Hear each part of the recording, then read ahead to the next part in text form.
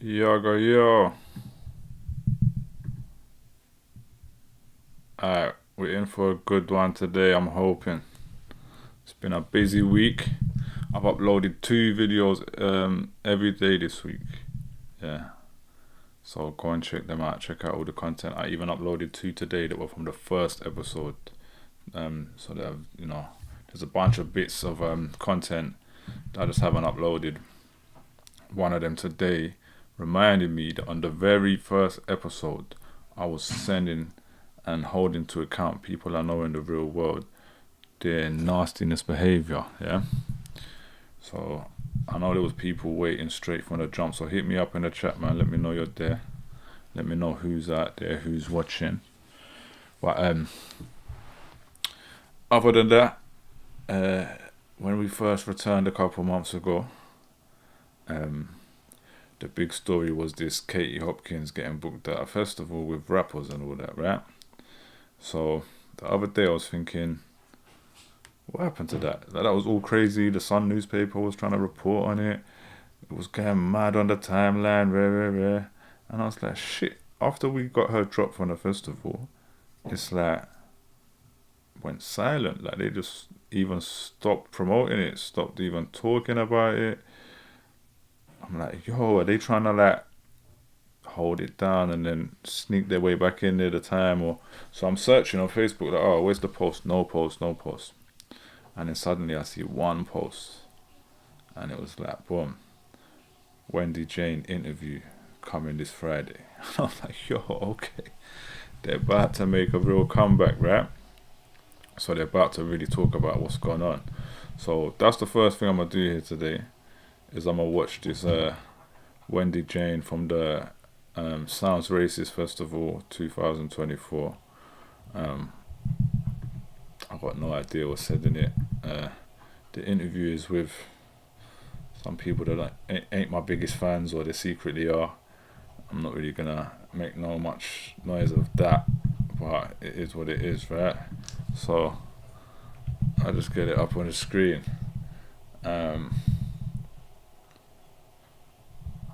What's that, man? One second. Just done something silly. Get that saved up for later. We're not watching that yet. Alright. That was something else, right? Something about reform.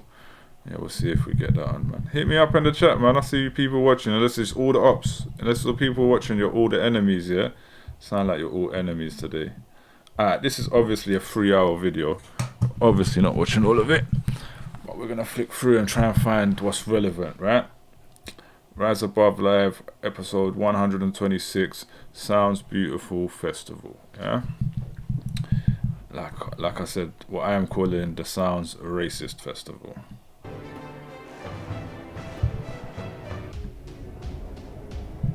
Their content sounds extremely quiet. Sort out your master, guys. Let's flip through. Oh gosh.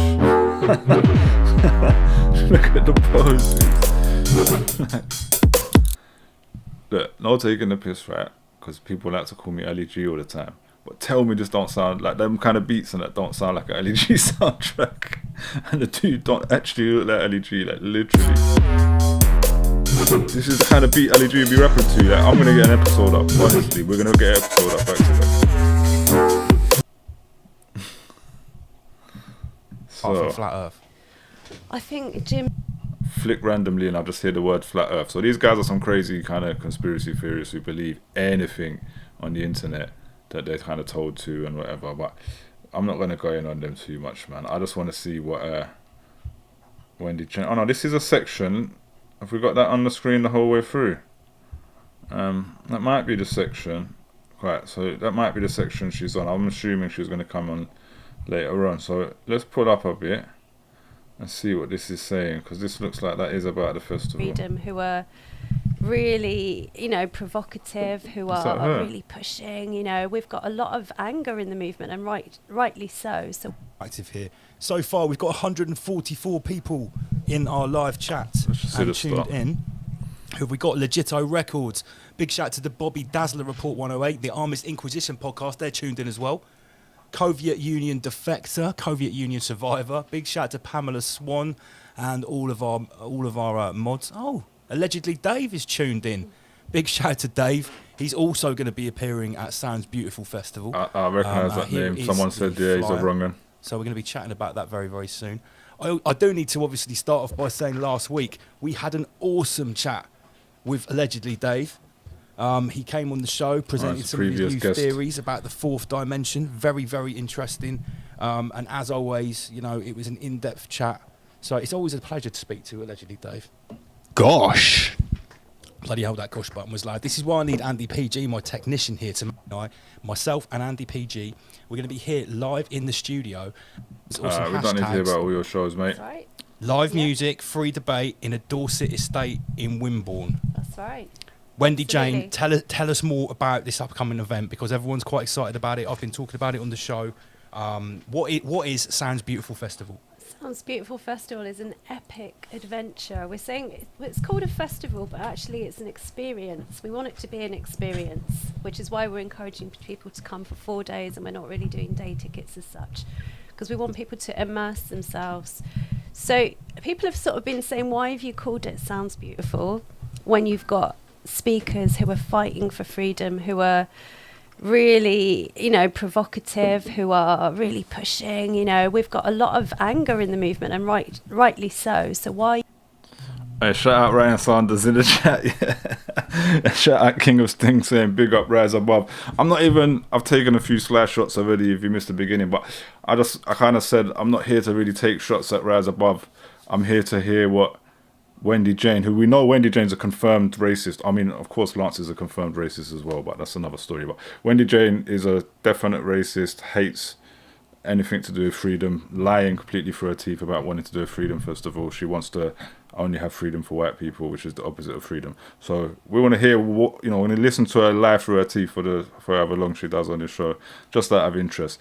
It's hilarious, though, hearing them start it with, oh yes, so beautiful, blah, blah, where you literally invited hate speakers, loads and loads of real hate speakers who incite violence, like to Muslims, non-white people, like crazy. Imagine calling hate speakers beautiful. Are you creating a festival with like these hippie overtones to it? And I think the intention is that there's so much division in our movement. The truthers movement, it's divided on every aspect, and in a way so it should be, because we're sovereign beings and everyone's got their own opinion, and so we're trying to find a way of holding that, of bringing everyone together in one place to try and voice their differences but be together at the same time. And that's why we've got everyone together apart from Muslims. Yeah, no Muslims allowed because you've invited people that incite hate to them. What an absolute lunatic. This woman, like, honestly, is completely mentally ill. To say, come and say something like that. I want to bring everyone together when you've literally hired only one side of a political spectrum who are aggressively hateful to the other is insane. Like, it's completely insane. Interview panels, like we've got UK Column coming.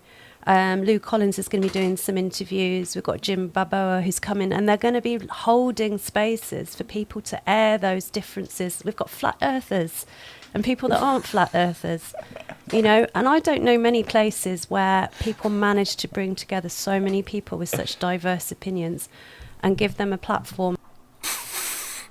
Like a normal festival, yeah? Like anywhere normal in public would have more diverse opinions. This is one group of one opinions, yeah? Go to Glastonbury, where there's loads of people full of all sorts of opinions. This is not. Chris Hayes said, isn't that what you're doing now? Yeah, it is what I'm doing now. What I'm doing now is me just giving my side, because it's my show. This is not a forum, yeah? And don't get me wrong, like, I will have guests and stuff like that on my show to have opposing views and hear them out and stuff like that. I've done it plenty of times before, so no one can really test me on that, but I don't have to. Do you know what I'm saying? No, he says aggressively hateful to your opposition. No, I'm aggressively hateful to evil racist people. That's not, and it's not aggressive. Yeah, it's not like initiating aggression. It's defense. it's defense from people who are really being hurtful to the world.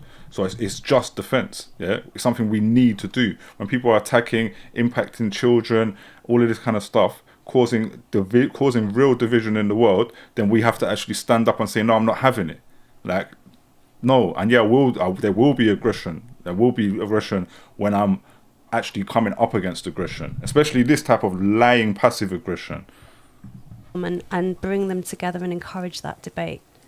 So it's not just about the music. We're going to party as well, don't get me wrong. How long have you scheduled in the debate for the flat earth? Because as far as I'm concerned, that's an everlasting debate, isn't it? Like, how long? Where is that fit into this? Even the fact she's making this both of them are talking nonsense about flat earth, yeah? Oh my God, yeah, flat earth, this side, that side. Who cares? That's not a serious debate. We don't care about flat earth.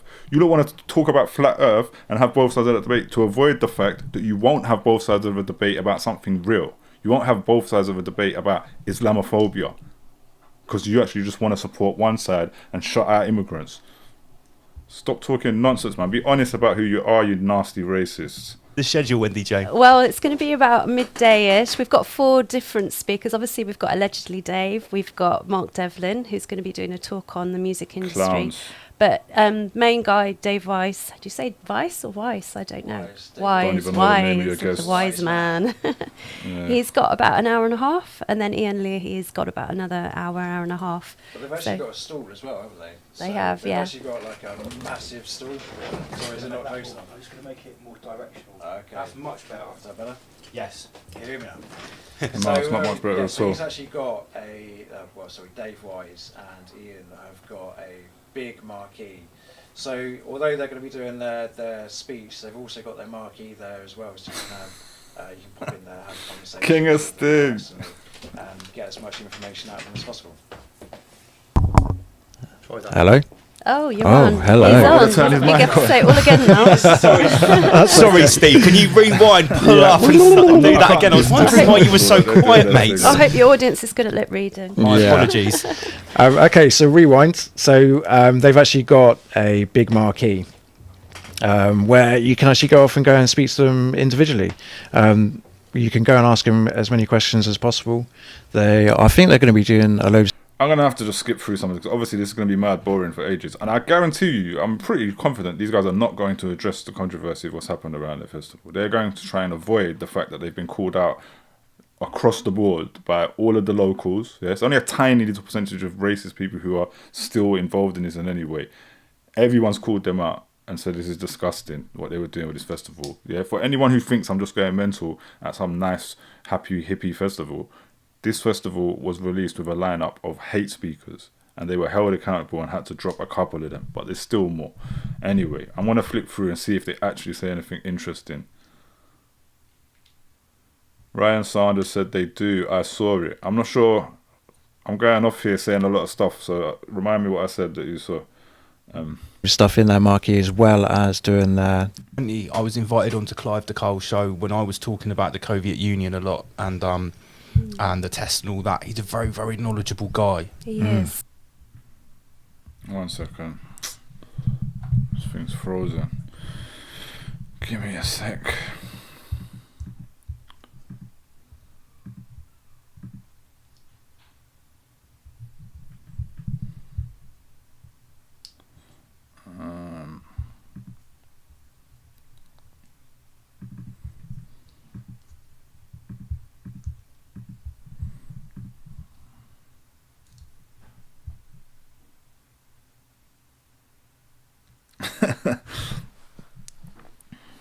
They addressed the situation. Oh yeah, cool. Alright, so Ryan said, yeah, they do address the situation. Do you want to give me a heads up, like how far in? Give me an idea how far in, like, or because I don't want to skip past it or miss it. Chris Hayes said the truth movement is mostly truth here and pay below. Buy my t-shirts. Yeah, big facts, big facts. Although I don't know if Rise Above, I don't think they do much selling t-shirts, but their thing is like making money off YouTube and content or whatever. Yeah.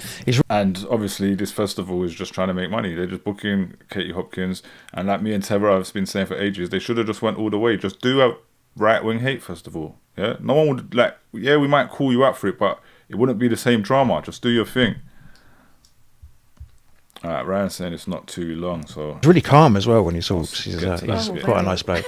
But we've also got Dolores Carhill okay. as well. Oh wow, that's exciting. Yeah. Yeah, I mean, I have never seen her in person. No. Actually, ever. I don't think So- anyone has seen her for quite a long time, to be honest. She's quite private. She's Yeah. quite a private person, and She got in trouble with the authorities in 2020 quite a bit, didn't she? She I did, think yeah. I saw a video of her getting chucked out of like multiple town halls Yeah, and she's- sort of mini assemblies and stuff. she's been arrested and all sorts, you know, and I think even to the Chris Hayes said, I like Rise Above until they were just constantly selling stuff. They sell clothing and courses and tickets to stuff like that event.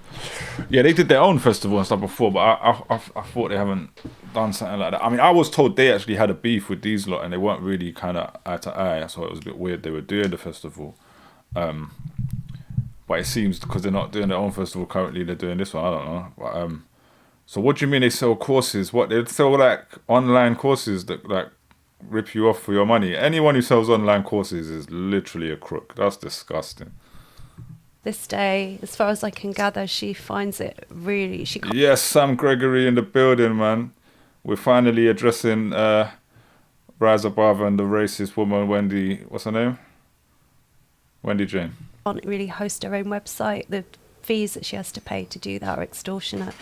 There's a lot of people that throw around stuff around some of the speakers we've got, calling them like controlled opposition, blah, blah, blah, blah, blah. And it's a really weird thing to be, you know, when you see the actualities of someone's life, the consequences of what they're living because of their belief in freedom and all she's done for freedom. I mean, also people have thrown stuff like she accepted money from one of Bill Gates's foundations, I think.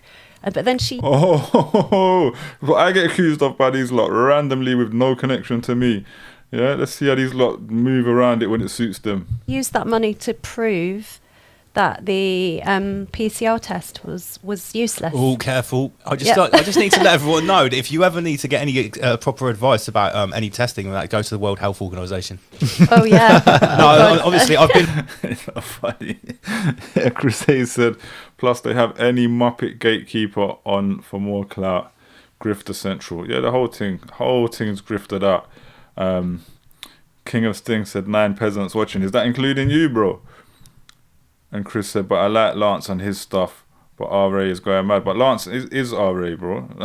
He is the lead grifter, as you say. Been through my YouTube compliance training, so when we have contentious Okay. issues around that, I just need to remind everyone. Of course, Yeah, of course. that's Yeah, not yeah, my that's the way personal forward. opinion. We're just Yeah. You know, this is the talk show. I just obviously for any any YouTube moderators listening, we put all of the views on the table, and we try to be reasonable. Yeah. Just Yeah. need to point that out. Yeah. That's okay. You I'm in guys trouble haven't been. already. No, it's all right. You Gosh. guys haven't been through the YouTube gulag as many times as I have. I've been through the re-education camp. So whenever we say something that might be That's contentious mad about still. that, we have to just point everyone to the World Health Organization for That's mad still. I wonder if that will come from either for some issue or another at some point. good measure. Okay. Yeah. Go WEF. Yeah. It's interesting. A lot of people who are in the movement have come from these organisations, you know, and maybe that's what needs to happen. Well, it's you know? funny, right? The company that makes this Zero In Roots Brands Wellness, right? The people that start. And here he goes to plug a product. I mean, don't get me wrong, yeah? I ain't actually got nothing against them plugging products and selling stuff. Me personally, yeah? I guess as long as they kind of really believe in something and they actually are trying to do something good and doing something good in the process and not doing badness. If you're doing badness and then pushing products and making money out of doing badness, it's kind of crazy. This company came from Big Pharma, right? Now, and a lot of people say, "Oh, why would you trust that?" Well, what? Because they paid Are we you. to assume that every single person that was working in those industries was evil? No, obviously they weren't. So you know, Oh my God.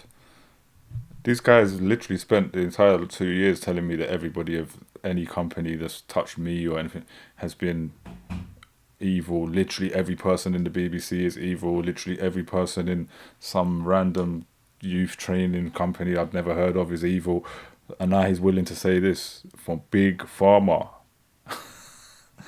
Like literally the like wishy-washiness of it all is absolutely crazy. No, we can't. You know, if people jump ship and stuff like that, maybe, you know, sometimes that is actually to be applauded. Yeah, 100%. Yeah, something we can debate about at the festival. How much Yeah. of Big Pharma is, you know, useful to us? How much isn't? Yeah. No, all different opinions. Whoa.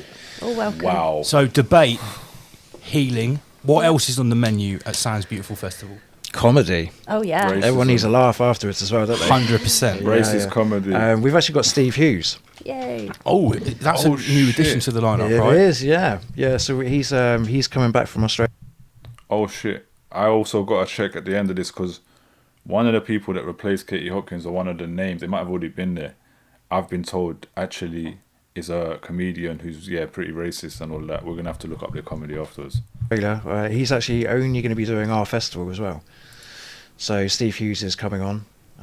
We'll send over another flyer for you as well, Lance. I keep trying to update it. Yeah. The trouble is with the changes so flyers fast. changed so many times. Yeah, Tell it's me about it. I ridiculous. made about 33 different flyers for our last event when people kept being added on or taken off. It's mainly like we've taken off. I think there was like 6 or 7. Get to we've the taken interesting off. part, guys. But we've added like double that Yeah. ever since they came off. You Some do. of the last minute additions are always the best as well. Yeah, I was so happy to get Steve Hughes. So happy to get him. So we've got Richard Vobes. He's more like a slapstick comedy.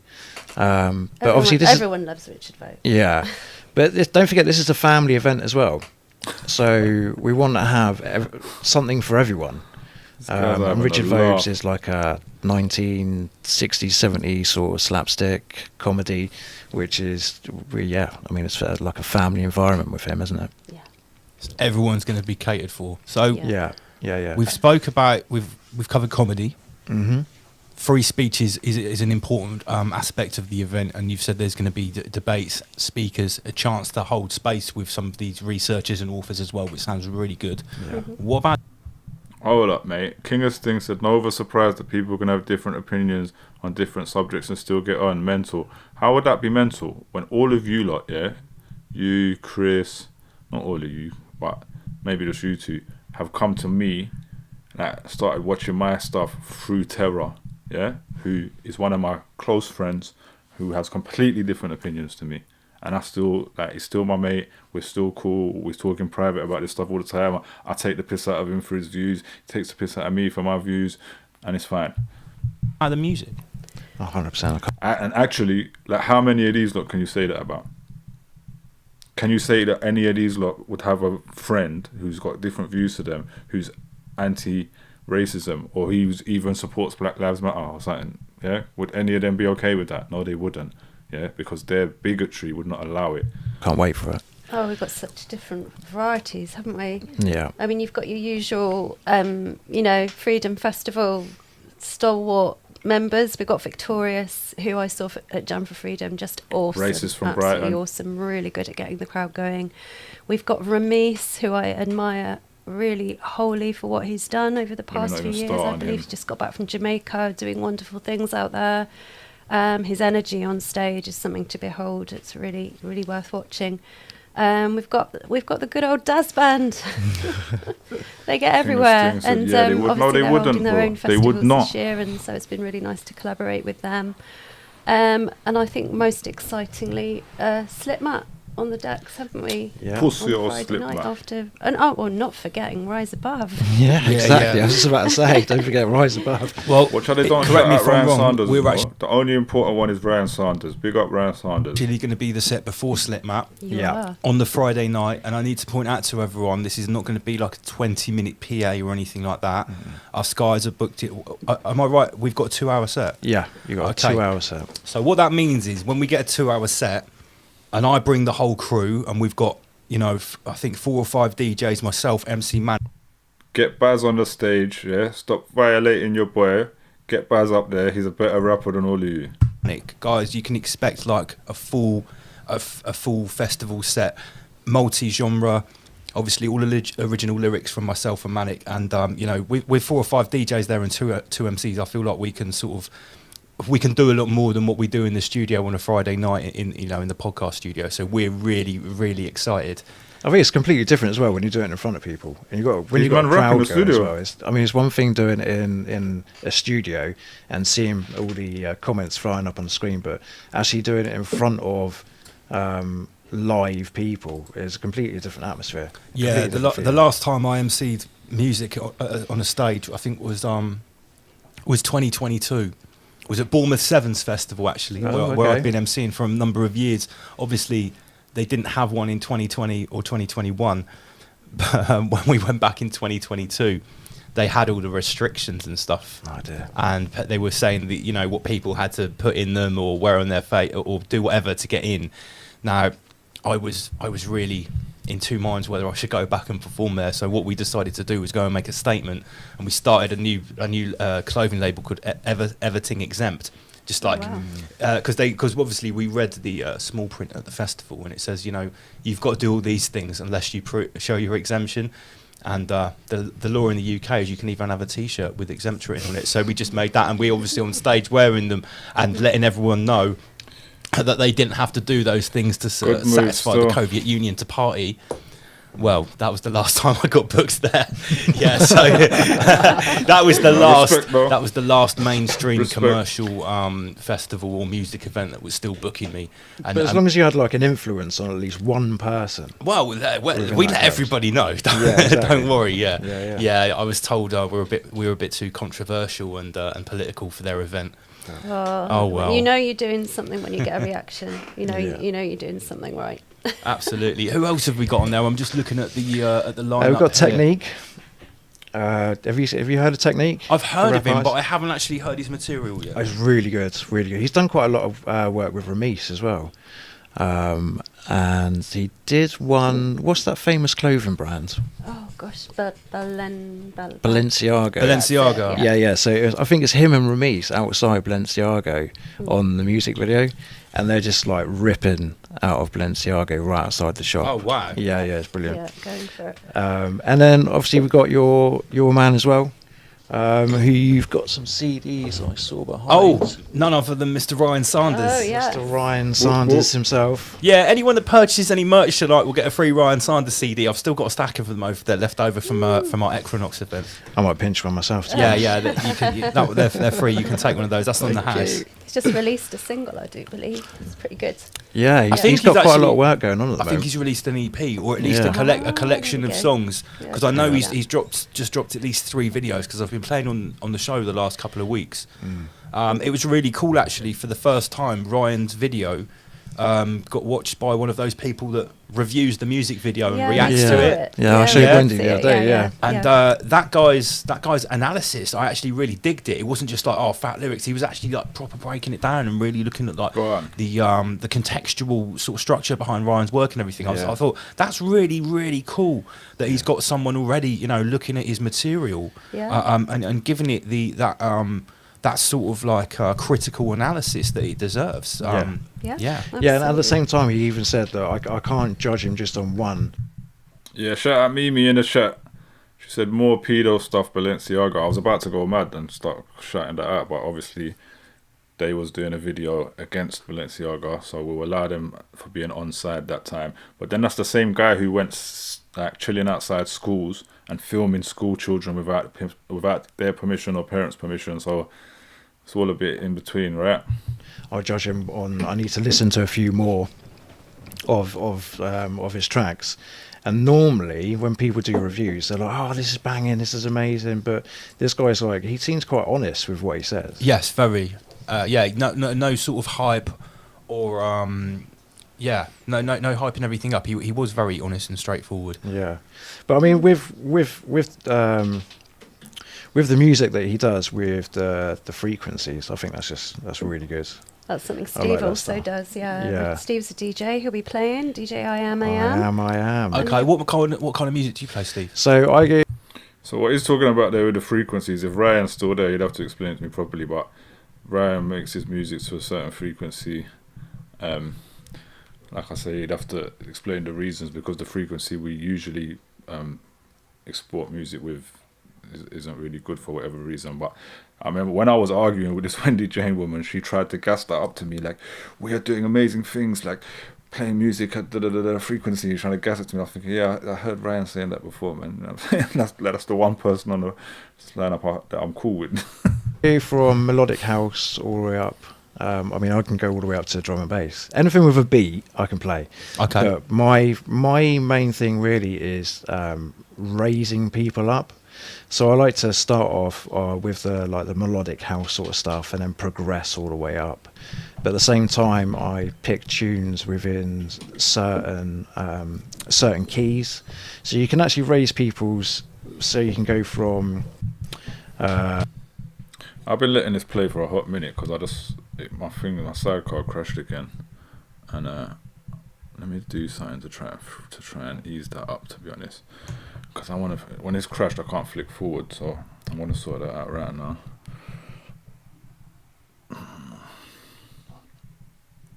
Because that's getting ridiculous. Hold up.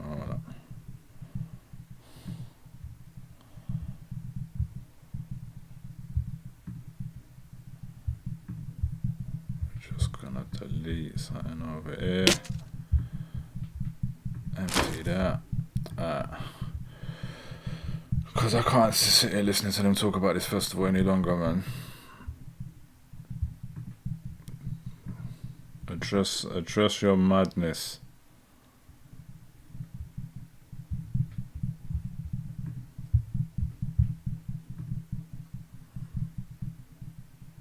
Hold on. There we go. All the way. Let's get it back on the screen.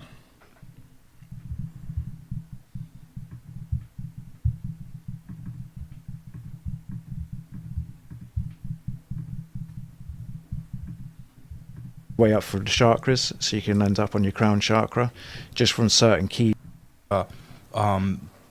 Dimension of creation. So yeah, I always take my hats off to Ryan. Yeah. With regards to that. Really clever work. Oh no, let me pull up. Because if they're talking about Ryan still, and what I was just touching on, all the way through the chakras. Rise above. Yeah, love the sound of that. So so you can appreciate how cool it is that Ryan not only raps, but he produces and masters. I think it's fantastic. All of that as well. Really good. And that's why I think he needs props, because, you know, it's one thing to be a great writer, a great lyricist, and ergo a great rapper. But to be able to be the complete package, the one-man band that makes the tunes, masters them as well, that gives you a level of creative control that is, you know, it's unrivaled. Yeah. For me, you know, when I used to get given a beat, that beat...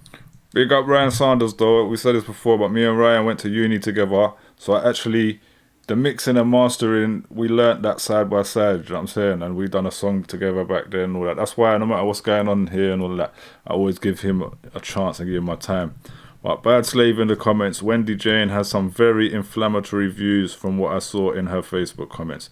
And that's just a big fact. So all of this sitting here talking about chakras and all this new age stuff, as you call it, bro, yeah, is all nonsense. You know what I'm saying? Because at the end of the day, you're just trying to trick us into bringing in your bad energy. Yeah, we can allow Lance today. We can big up Ryan Sanders, but these other people here are total wrong-uns.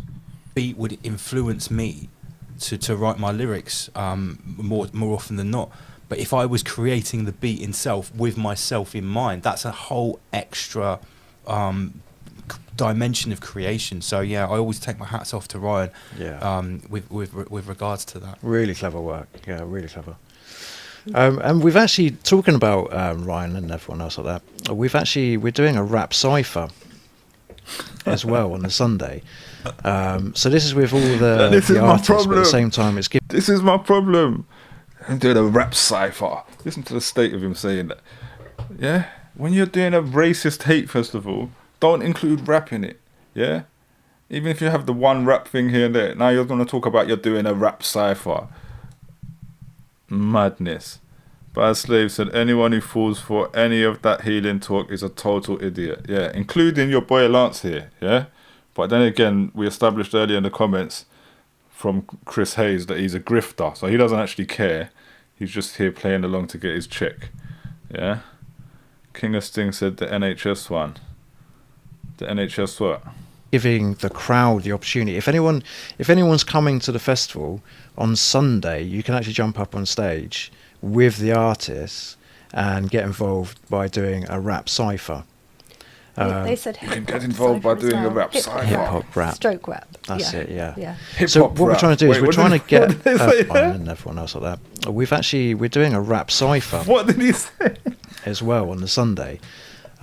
So this is with all the artists, but at the same time, it's giving the crowd the opportunity. If anyone's coming to the festival on Sunday, you can actually jump up on stage with the artists and get involved by doing a rap cypher.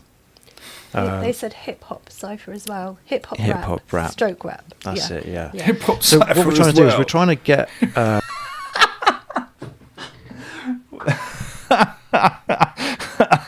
King of Sting said Jesus wept. Yo, hold up, man. Who are these people? Honestly, yeah. Who are these people? This is crazy. You know what I'm saying? Because I expect the average, like, idiot racist like these lot that talk like these lot to be a bit dumb working class. You know what I'm saying? But these lot are some proper, like, boffins. Do you know what I'm saying? Where are they from? That woman claims she's from Islington. Yeah, where I'm from. She's not from my side of Islington, that's for sure. She's on the other side of the road. Sam Gregory said rap cypher like David Attenborough. We might have to pull up this whole section just one more time. Yeah, bear laughing in the comments. Let me just be honest with you. Yeah, I know I've never put Lance on the show. I try not to even give him attention. Yeah, but he's the guy talking about this, so that's why he's here. It's cool, but it's like I have to be honest. Lance don't speak far off how they speak. Do you know what I'm saying? He's kind of. This makes sense here, but anyway, we'll allow him as much as possible. anyone's coming to the festival on Sunday, you can actually jump up on stage with the artists and get involved by doing a rap cypher. They said hip-hop cypher as well. Hip-hop rap. Stroke rap. That's it, yeah. Yeah. So what we're trying to do is we're trying to get people who are a little bit nervous getting on stage, but we want to give people the opportunity to jump up, get hold of the mic, and this is why these people should have nothing to do with hip-hop. Don't involve hip-hop in your thing. You should realise that hip-hop and your thing don't match unless you're going to come to a hip-hop space and be like, what is it that this represents? Like, let someone very much in a from a hip-hop perspective, yeah? A black person, hopefully, you know what I'm saying? Like, and let them explain what that needs to be, you know what I'm saying? And you will know from then that booking Haiti Hopkins alongside it is not it. Bird Slave, they have a hip-hop and rap cypher. Yeah. She didn't know. It's actually Wendy Jane who was the funniest part there, because he said they're having a rap cypher, and she was like, well, they're having a hip-hop cypher as well. say exactly what they're feeling, how they're feeling about the situation. And then hopefully it will inspire them then to carry on. You give them the confidence to carry on with it. Ryan said, I'll jump on the hip-hop cypher, but not the rap one. I mean, there is that energy. Obviously, there is that side of it where people like rap and hip-hop are two different things. But that is nerd talk as well. That is literally some nerds. Sam Gregory said, pub darts team cypher. Yeah, that sounds more like it. Would get your St. George's crosses out. No, that's really cool. And we're going to give one of those performers, I don't know how we're going to do it. It's not like they're going to be a battle or a winner or anything like that, but we just want to honour, if we see somebody that's got a lot of potential, we're going to encourage them to come back next year and maybe get them up on the main stage. It's not a rap / hip hop battle. Yeah. Gleam said, stop it over the skateboard park. Skateboard park is a hip hop place. When I was a kid, yeah, in my ends, we didn't feel like it was, but then I knew kids that skated and that, so I get, the skate park is hip hop, yeah, cool. I will allow that, but it is a very much that side, the sneaky to my world side of hip hop, and that is that's the Lance Rise Above side of hip hop, I guess. So yeah, we're looking out for those people that are No, starting it's really out. good to give emerging talent that opportunity, because more often than not, that opportunity can, that even if it's on the stage in front of 50 people, that can be the first chance that they get to perform in front of people. 100%. And that first Let's be honest, it's going to be about 7 people, yeah? hurdle, that first stage to get on, is undoubtedly, you know, I know this more than anyone, is undoubtedly the most difficult stage to get on, not just from yourself, from nerves, but actually just to have the opportunity. Yeah, exactly.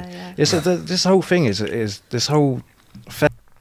So I keep stopping now because I'm getting so many comments. But Gleam said, yeah, that's the rock side of hip hop, not the Motown side of hip hop. That's a great way of explaining it still. You know what I'm saying? Yeah.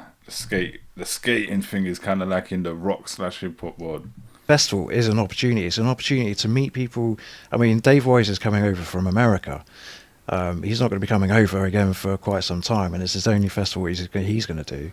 It's just an opportunity for people to come and meet these individuals and actually have a conversation with them. Or if you're not into that, you're mainly into the music, and you've got music that you want to show, you've got an opportunity to do that as well. I mean, we've even like in the cafe, we're going to be setting up a PA system and stuff for people who are solo artists. So if you've got a guitar, if you've got a guitar, bring it along with you, and if you want to have a go in the cafe, do so. It's all about opportunities to giving people the confidence and the knowledge to hopefully have a better year. And forget about what's been going on for the past 4 or 5 years. Yeah, and it's also we've invited a lot of our local groups because Steve particularly is very heavily involved with the BCA, the Bournemouth Community Assembly. I've been with the Ringwood Community Assembly, but I'm also involved with the BCA, and a lot of those groups like the Yellow Boards. There's people distributing the light paper. There's light all sorts of paper. stuff going Any group they're mentioning probably needs looking into severely. on. People We've been handing out fake £20 notes, haven't we? Well, yeah, supporting cash, keeping cash alive. You know, there's so many people working behind the scenes. They do it for the love. They're not being paid for it. So we're giving them an opportunity to have stalls there. Shout out Johnny Coombs, he's just pulled up. We're talking about the Katie Hopkins festival that went on. You know, you saw all that content about the racist Katie Hopkins festival. These two like boffins here are the promoters of that festival, and they said they're gonna have a rap hip hop cipher at their event. You're gonna have to watch it back to really understand how funny that was.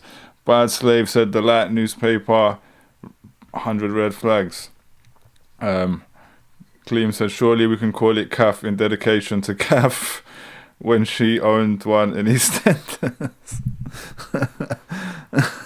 Sam Gregory said, this is probably what Tim Westwood sounds like when alone. Spread their information, to connect with people, find out what we're doing down in Bournemouth, maybe take it back to your area if you've come from another area. So, you know, it's just to brainstorm and gain power as people. You know, we're here to support each other. Gain power, gain white power. Much the same with our events. Apart from anything, it's also a great opportunity to network and to start meeting other people on the same frequency as you. Yeah. And forming bonds. Yeah, Johnny, it's going to be a right-wing rap cipher. In real life, taking it off the screen was always my slogan. Yeah. I said, you know, it's great that we have a podcast and we can broadcast every Friday and have this space so everyone can sit at home and watch on their TV or their phone or whatever. Yeah. But there's nothing more important than meeting other like-minded people in real life. Yeah. And if you know, even if it's once or twice a year, you can make your way to one of these festivals, to one of these events. You know, you won't regret it. No. Right. The thing is, like every festival I've been to in the past, I'd always bump To be into. honest, yeah, I said I'm allowing Lance, but I don't think I've ever listened to Lance speak for this long. I can't believe this guy's ever thought he could get rude to me. Ever. Like the guy, and I've listened to him speak for that long. This guy thought he could run his gums to me. Fucking what world are we living in? The internet has ruined the world. To someone, I have no idea who they are, what they're like, but all of a sudden you just have that connection, and then you're friends for a number of years afterwards, aren't you? It's like another family member all of a sudden, and that's only just from going to a little festival. So that's without as well when you've got the same like-minded people all in one spot. It's just it's going to be a good buzz. It's going to be. Yeah. Man, right. And then they go back. It's weird. Like, look, the whole beginning of this interview started with them lying about putting as many different people in one place and being able to debate and different sides of it. And then he just went back to what they were saying before, was they just want like-minded people in one place. Yeah? Right wing, white supremacist, racist, like-minded people. Johnny Coombs said I might actually win the battle there. Pull up. Man. Do you know what? I might have to just pull up. I think me and Terror should just pull up, grab the mic and battle everyone. Yeah, I think that would be smoke. I'm saying. Gleam said, are they left, right, or right, Nova? I can't keep up. I'd say these guys are far right, to be honest. I'd say everyone involved in this show right here is far right. Beats and Tape said P. Diddy's homes have just been raided. Gosh, as soon as we finish this reaction, we're going to have to look that up, man. Your co-host. No, well, Whizzing down from Manchester. not quite yet. He's already, Andy PG is supposed to be here. He's already late, though, so I'm sure he's watching right now. Yeah. No, Yeah. I remember when in 2022 and 2023 when I was putting on events, and whenever I Here feel he like, is. Hello. speak of the devil, The man has arrived. meet Wendy, Jane, and Steve. How you doing? You all right? Nice Thank to you meet for your Nice commit- to meet you. Thank you for your commitment, Andy PG. I know you've had a long day, probably a long week. How's it going, brother? I'm very sure this Andy PG guy is the one I've been told is a complete, total wrong. And he's the one that's been writing racist stuff to me in comments on my YouTube and all of that. I always thought it was Lance. I was like, oh my God, like, I'll be sending people these screenshots of what the Rise Above account said to me. Like, literally, like, straight racist stuff about how I talk, how black people talk, all that kind of stuff. And I was told it's actually this Andy PG guy who's doing it. He has thrown them under the bus. Like, some of the screenshots I got of the things they said is crazy. Gleam said, go as journalist. Yeah, I told them, send me, give me a press pass, man, I'll come. Hey, your earphones, mate. Welcome back. Cheers, man. Cheers. Shout out to Manic for sitting in for me last week. Oh, is that your? Are we good? I don't know. Yeah, you're very loud as per usual. Sorry, mate. Yeah, shout out to Manic for sitting in for me last week. I've just been listening to you guys chatting in the car. Have you? Yeah. Oh, fantastic. It's really cool. Nice. It's nice that we're Looking forward to a People are hearing. full action set from the Rise. Yeah, I am. crew, I was mate. just thinking. I've been here for about 5-6 minutes to just make a couple of joints in really? the green room, and I was just listening to what you said about it's the hardest part of getting your first opportunity on stage, whether you're an MC, a come on, DJ, a guys. band, a solo artist, Come on, whatever. guys. it's gold dust. You've got to give that to people. Yeah, sure. They need it. Keep it moving. Listen, I'm not a big fan of Katie Hopkins, but I do believe. Here we go. Where's the explosion button? Why is he lying? He's a big fan of Yes, Katie Hopkins. which is what we all need to remember. So, I mean, at the end of the day, I will address the elephant in the room. Katie Hopkins was on the lineup. Oh fuck! Where's the explosion button? Now she's not. She's not. And as far as I'm concerned, wow, that was a big explosion. As far as I'm concerned, Matt Letizia is an upgrade. Yeah. Now, listen, I'm not a big fan of Katie Hopkins, but I do believe in free speech. I believe that everyone's an adult. I believe that people should be allowed to make up their own mind, about what someone's got to say after they've heard them say it. Absolutely. But yeah, I mean, the fact is, you've had it from anyone that's been paying attention knows who this person is. I've made a video about them before. They love calling everybody racist or right wing. It's just sort of like a knee-jerk reaction. But I think the fact is that you guys have sort of been. No, it's a factual reaction. And don't just go, oh, who this person is, like it's me. Because Terror Slim, who's your boy, has been saying the same thing. Yeah? We've been posting screenshots of factually racist things. The fact you could even slightly try to deny that they're not racist is racist in itself. And it's proving my point. You're supporting racism. Yeah? If you want to actually go, boom, pull up the things that are proven racist and at least agree, cool, that is racist, that's not on. Then we can address it and we can actually move past these things. But you don't want to move past these things. You just want to hold on to your right to continue being racist. And that is the problem. You've come out the other side with actually, a better lineup. Yep. And how have you found it muddling through this? Did you expect this kind of stuff to go on when you're trying to put on something positive like an event? Not to this extent, I don't think. It was a bit of a something to wade through. Yeah. But what I will say, It was a bit like that explosion bomb you just did Yeah, it just a was. minute ago. but what I will say is there's so much good that has come out of it. All right, firstly, let's address the elephant in the room. There's a lot of assumption that's really interesting. Like a lot of assumption as to the reasons why Katie was drawn off the lineup. A lot of them aren't true. And here, look, we'll wait to see what she's going to say here, right? But the mad thing is, when I pointed out that Katie Hopkins has been dropped for having her racism called out, right? She went on to try and deny that as if she didn't. So wait a minute, you're saying you're okay with her racism then? So then what was the point? That means you're actually openly still saying that you're okay with racism, you're a racist in the same way, all that kind of stuff. It's wild. Obviously, we'll let her speak, but that already got established on the timeline. A lot of them really aren't true.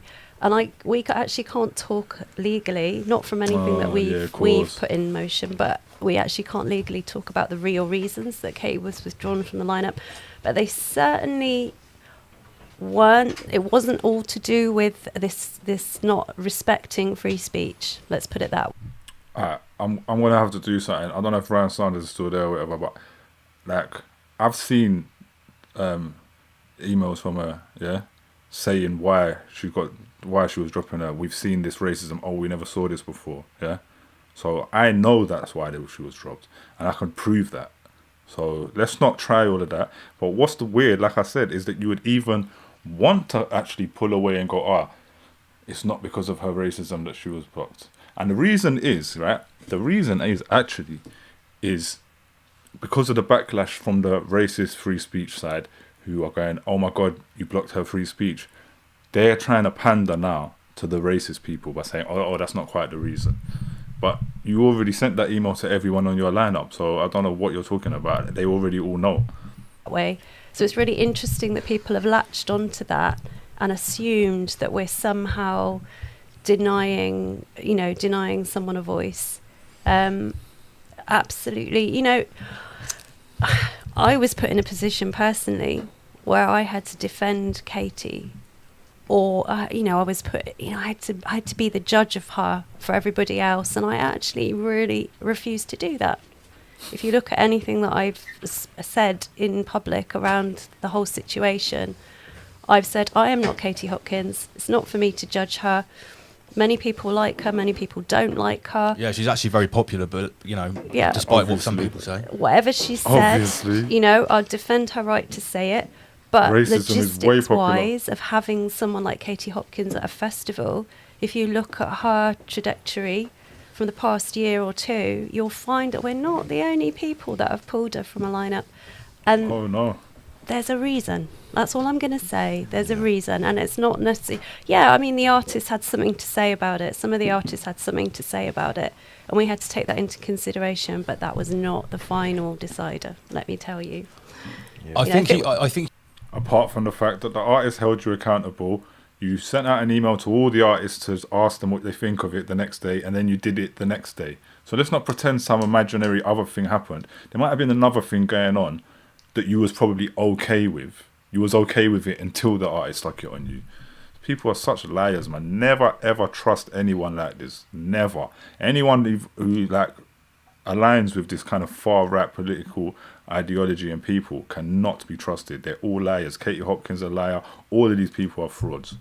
you hit the nail on the head earlier on, and when you said that people in this scene or this movement, and that I personally don't like to name anymore. I think the truth scene seems pretty cringy. The freedom movement sounds even cringier. It's gross, mate. In my opinion, but there is also something. the awake. Yeah, that's super cringe as well. Yeah. But what you said earlier was that this is actually a diverse group of people that all have different opinions about things, and some of them are completely opposing. And what you're trying to do is trying to bring people together. Yeah. And rather than separate them. And, I was always of the impression, if someone has a bad idea, give the bad idea some air so everyone can see it and point their finger at it. Don't hide it away or try and, censor it from people. Get it out, mate. Yeah. Get it I out. agree with that. Yeah. I agree with that. You know what I'm saying? I agree with that. And that's why, as much as me and him have had our back and forths, he said I wouldn't come on his show. I always said I would. when I was active again. He tried to ask me to come on the show at a time when I wasn't active doing public stuff. Now that I am, I've said I'll come, and he doesn't want me to come, so whatever. Like, I agree with that. So that's why I would have any of these people on my show. I'd have Wendy Jane on my show. I'd have Katie Hopkins on my show. Yeah, I'd have Lance, whatever. I can have discussions with them, and we can put forward ideas. And I would even do it respectfully, and that's been proven. I've done it before. Yeah, these guys don't do it. These guys don't have people with opposing views to them. They have just people that pander to them on their show all the time. Nobody else comes on this show. Yeah, so although I completely agree with that, I think I believe in that more than he does. He's just pretending and using that narrative to argue for having an extreme view over their platform. That's not what they're doing. Yeah, and that's also, not only is it not what they're doing, it's a music festival. It's not a debate like this, platform like this. It's pretending to be some healing spiritual space. Now, a healing spiritual place is not the place that you put a hate speaker to put forward their hate ideas, to platform it, and then have a debate about it. That's an uncomfortable, difficult thing to do. And I'm cool with us doing that. I think we should get uncomfortable and talk about these ideas.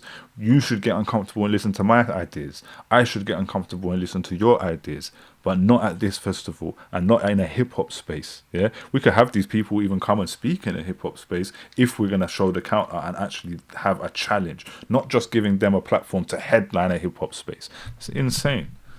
Yeah.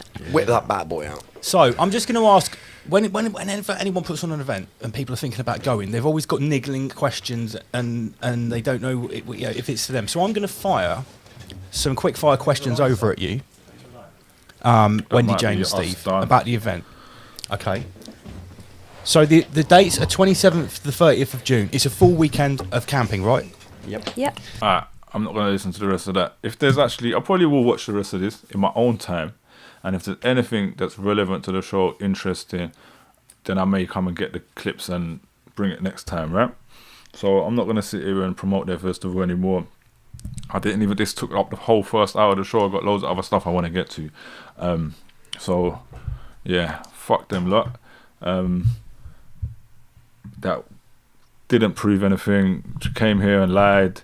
What else do we want to do? What else? Not much else to say about it, right?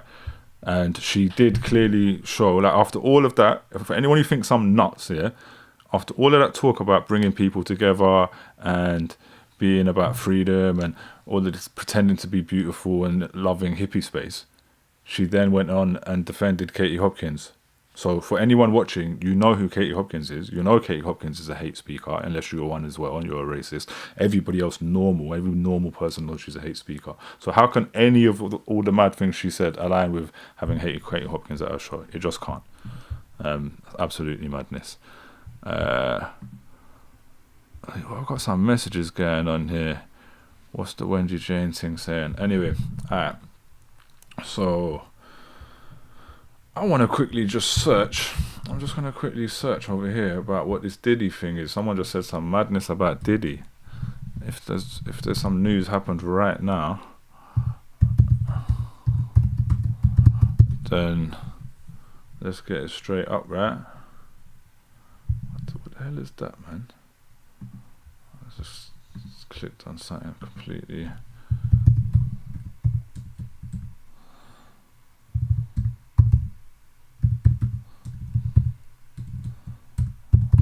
Because then we've got to get onto this England shirt madness. Oh my god, it's live right now. There's feds outside the house live right now. We should have put this on straight away. What's this about? Breaking, Diddy on the run. Live video of Justin and King Combs arrested. First Coast News. This is actually live. Which one should I click on? Homeland Security just raided Diddy's house. What the fuck?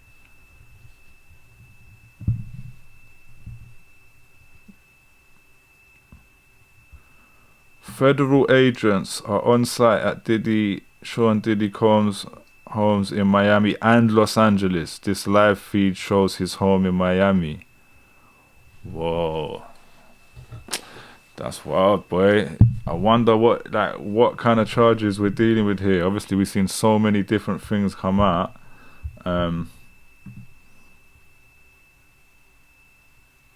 That's not showing him there, is it? That's just like...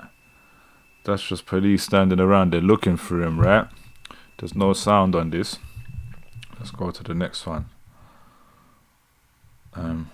The super sticker. John Edmonds said, "What's up? Tisa loving the yellow band. I can't with you saying Meek was caked up like it was next Tuesday. Diddy is a villain. Imagine the arrogance. You can't even let 50K go." That's the part that shocked me. All this happened because, but let's not forget that he originally got called to the carpet because he wouldn't settle with Cassie. Long Gone said Cassie had Kim Porter's burner phone and her book she was writing. Do you think that's true? Maybe anything's true at this point. Crystal Cole, girl, thank you so much for the super sticker. You said, Tisa, girl, you tried to tell him. Honestly, I feel for Misa. I do too. Because y'all know she's angry and afraid for her baby boy. Go get him, Tisa. These fools better start believing you. I'm looking at you, kids in the palace. If you guys have not been following my royal coverage, I know you might not care about what's going on over in Saltine Island. Baby, it's even more crazy. And like, I'm gonna come off YouTube because this is just someone giving their commentary, right? Let me try to get a news story. Let's get an actual news story up. Boom. Let's just get this up on the screen there. Diddy's LA home raided by Homeland. I'm not clicking on no Fox News. TMZ isn't better, but let's click on TMZ. At least they'll give you the whole tea. Homes in LA and Miami raided by federal agents. The scene at Diddy's Los Angeles area home appears to be winding down, and a new photo obtained by TMZ shows just how bustling it was with law enforcement activity. That's 2:52 p.m. We're going to go through it backwards here, obviously. Check out this picture which shows scores of agents and officers on the ground. Safe to say they went in locked and loaded. Time will tell what, if anything, they found. TMZ has obtained extra footage of the cops on the scene near Diddy's LA area home, and it looks like officers have shut down the entire area with helicopters swarming up above. There are at least 2 choppers in the area and a lot of police on the ground. Earlier today, Homeland Security Investigations New York executed law enforcement actions as part of an ongoing investigation with assistance from HSI Los Angeles, HSI Miami, and our local law enforcement partners. We will provide further information as it becomes available. Madness. Chris Hayes said about time in the comments. Law enforcement sources tell TMZ this case is being handled out of Southern District, New York. Reports say this appears to be tied to sex trafficking allegations which have been levied against Diddy in recent months from different plaintiffs. Whoa. Oh, that's his kids, right? King and Justin. Fox 11 has posted video that appears to show several individuals in handcuffs near the property, and a couple of them appear to be Diddy's sons, Justin and King Combs. We're not going to call them Coombs, right? Johnny. We've got Johnny Coombs in the chat. That's not him. TMZ has obtained additional footage that shows federal agents rolling up to Diddy's via water. Whoa, they came in on a mad thing. So it's like he was running away. Like they must have had him under oboe on a mad thing to be pulling up in like on the water, all these sides, all of that. Like he's gonna escape like Pablo Escobar. That's mad. Diddy is in the crosshairs of law enforcement on both coasts of America as federal agents have descended on his Beverly Hills home. The video shows armed agents standing on a boat, and they too appear to be armed. Rah, what's going on, bro? Law enforcement sources, and don't forget that there's the Tupac murder case going on, yeah? So obviously this is saying they know what it's about, but there is a person going on to trial for Tupac's murder who has implicated Diddy as being involved. Law enforcement sources tell TMZ that agents for Homeland Security are in the middle of raiding Diddy's properties. There are helicopters overhead and local law enforcement is also present, although we're told Homeland Security is the lead agency. There are law enforcement walking through the house with guns drawn, and there are people being questioned in the front of the house. We do not know if Diddy is present. Law enforcement sources told TMZ this home on the East Coast is also being raided. We're told the home is in Miami. As you know, there have been multiple allegations in several civil suits against Diddy, including human trafficking, all which he has denied. Yo, they're getting him on some Andrew Tate charges. This is wild. Gleam said they're gonna find Biggie, Pac, and Aaliyah. All of them. You're gonna find them actually there alive, yeah? Or you're gonna find their bodies, like what we finding here. This is wild, Joe. This is actually wild. Wait. We have reached out to Diddy's rep so far, no word back. That is crazy. And we're seeing this live, like this is just getting reported now. Like, I want to refresh this because that was obviously getting updated, right? And then we're gonna go back to them live videos and see if there's anything updated. And then I'm gonna have to just check back on this. Yeah, that's just the winding down bit, right? That is a mazza. Whoa. Alright, I want to move on to something else. Well, let's just go back to the live. Let's go back. Is there anything breaking? Diddy's mansion gets raided by the feds. Oh, this is academics here. Let's watch academics as well. My bad, I'm waiting until it scrolls past. Witnesses interviewed regarding allegations of sex trafficking. Witnesses, okay, that's a problem. With sex trafficking, assault, drug possession, illegal firearm possession. Wow. Why would Homeland Security? I thought Homeland Security was like meant to like, after, the horrific situation with 9/11, I thought Homeland Security was meant to like prevent things like that. Like, why do they care if Diddy's, having some orgies? He likes when other men have sex with his wives. That's his thing. Yeah. So this is something that a lot of people don't know about HSI, which, I obviously always used to blame the agency for being really bad with marketing.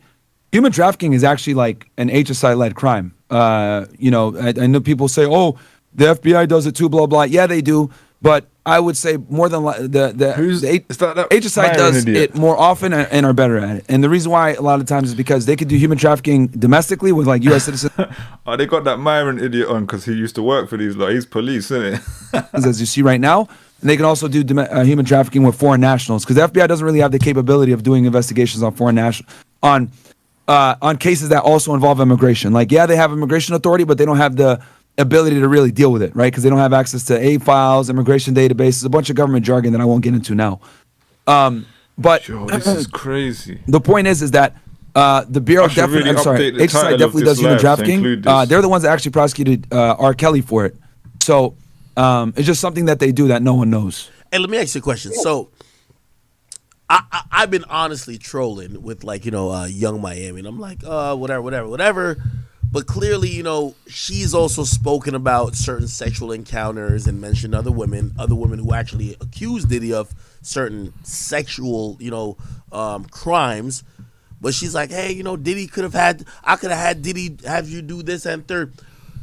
How confident are you? Again, I know probably limited details, just like us. How confident are you that with all what we're seeing now, yeah, Gleam, right? the guy from Fresh and Fit, yeah, that Donut. There was probably at least someone who was speaking to the government in telling them not only maybe what's going on, but maybe what they could find, because that was the big thing with Mar-a-Lago, right? Like it wasn't just like, hey, just come in. It was like, hey, they got all them paperwork right over there. You know what I mean? So they came in with a purpose. They didn't just come in to run around and just like, kind of have like a house tour. Yeah, so I'm 90% plus confident that they have sources that have been in all of these properties. That's how they're able to get actionable information, right? So I'm 90% sure. Number two, also, I wanted to mention this. Since I'm assuming they wrote these warrants, right? Whenever you write a search warrant, you need to allege the crimes that are being committed, right? So they probably wrote these search warrants. I think someone put firearms as well. They probably wrote these search warrants for sex trafficking, right? how the feds get venue with sex trafficking or human trafficking, whatever it is there needs to be an interstate nexus. As you can see clearly here, they got 3 properties in 3 different districts identified. That gives them the venue to now do with it because there's interstate nexus, which automatically is going to involve the feds. But as far as them having informants, etc., I'm 90% plus sure because for you to be able to get into a home on a search warrant, you need info that's fresh. That's really big on federal search warrants. The way they're fresh attacking. Information within the past few weeks. Hey, okay. So let me ask you this question. Yeah. As someone who was a former agent, now we've all seen in the media that there's. I'm gonna miss bits of this live pausing it, but I'm just gonna say it's a bit mad. I'm gonna listen to these lot because these man, fresh and fit academics. They're both red pill pagans. Like they're both pussies. I am against them. I hate their content. I'm calling out their content all the time. I'm gonna react to their content and show you why, like it's not for us. But they at the same time are the people that will find all the news about this story. So I kind of want to get it from them. Been many allegations, but these allegations happen to be coming out via civil lawsuits. As someone who's only, your job is to pursue criminal Here comes the charges, red pill talk. how much could you piggyback off civil information or information alleged on a civil level to maybe either be a source of your investigation or even to pursue something even in terms of an overall investigation in trying to get somebody incarcerated? Because this is what people are thinking, right? Yo, you should have this is the whole thought for the hip-hop universe. Yo, if you would pay Cassie, she wouldn't have said nothing. If she ain't said nothing, nobody would have sued you, and basically no charges would have ever came because her speaking and her filing that civil lawsuit led to a lot of conversation in the media. Now maybe an investigation opened up.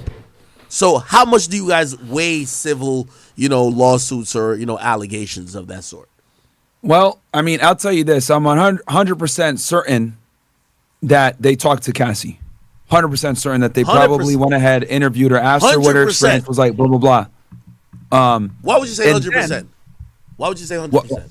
Why would I say 100%? Because she was with him for so long, and she knows all the players. So if I'm running a human trafficking case like this or sex trafficking case like this, and I got someone that I know did a civil lawsuit and was very close to this individual for years, has intimate knowledge of where his properties are, has intimate knowledge of his associates, phone numbers, addresses, etc. Because Cassie's probably privy to all that shit, right? Yeah. I'm definitely going to interview her and being like, yo, I know you got your civil lawsuit, but we need some information, blah, blah, blah. Clearly, she don't like Diddy, so she's going to give all the information that they need. So I guarantee you, they talked to her, and even if she didn't have, let's say, hypothetically, she didn't have actionable information on, like, what's in the houses, right? Yeah. Let's say she didn't have it because she hadn't been there for so long. She can point them to other people that fuck with him that they can go and interview. That's also another big thing why I think that they definitely talked to her, because she can lead them in the right directions to get the information they need because she was with him for so long. So I'm 99% sure that they talked to Cassie. She led them to other people. They talked to those people. Some of those people turned. They got information. They went in these houses. They took pictures. They gave actionable information. They were just, getting all this evidence. And then, bam, next thing you know, all right, we got the probable cause for all 3 properties. Cool. We're going to do a multi-search warrant operation. They probably did a big-ass brief this morning with everybody there, right, on teleconference and everything in the different jurisdictions, and they all hit the house at the same time. They all got the warrant signed around the same time and got did the hit at the same time. Because keep in mind, once you get a search warrant, you have about 7 days to execute. You don't have to hit it right then and there. Okay, so when do they have to turn over? Well, okay, so they already probably turned over the, I know Diddy's lawyers are either on the way to these properties or whatever the case. They have to give a copy of the search warrant to the lawyers, right? They're going to give a copy of the return. I don't know if they're going to get, obviously Diddy's going to get a copy of the affidavit. That's what I want to read because that's going to happen. But I might leave this for a sec, but that is crazy. I don't remember when they come for R. Kelly and all of that, or even Tate. I don't remember nothing like this. You know what I'm saying? Maybe Diddy's a different animal. Tate pretends he's a billionaire. Diddy is very close to being one, at least. You know what I'm saying? So and he, obviously does have big power and influence, and we've all known who he is our whole lives. This is a crazy story, man. I guess I'm gonna have to I'm gonna check back on it, but for now I want to keep it moving, because I can't just sit here and watch what's his name. I can't watch the Fresh and Fit nerd and Academics, another nerd, sitting there speculating about, oh, this must happen and this must happen. They're just whatever. They're just trying to get attention. Well, anyway, wild. No report of him being arrested and all of that, though. You know what I'm saying? He might have done a Pablo Escobar thing, like through the tunnels and been out of there. You know what I'm saying? The way these and the way they come from is like, maybe it's like they've maybe felt he's about to do a run. I think I saw something saying Diddy on the run when I first searched it. Alright, 1 second. Last week I didn't have any of these problems, and this week is back to all the problems. I must have forgot to do something in my setup. Here we go. That's the screen I want to see, but let me just get the main screen up. Alright, we'll get Diddy out of here. I'll keep that tab open. And Fox News, like, maybe we watch one more, man. This is actually wild. Oh, it's crashed again. It's literally crashed again. I can't keep happening. So I'm gonna have to reset it again, and then I'll have to try and do something about it first. Yeah, I need to free up some space.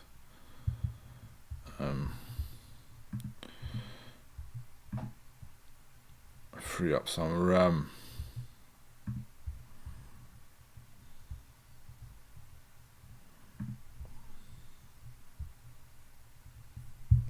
So I free up some RAM. It's not freeing up, man.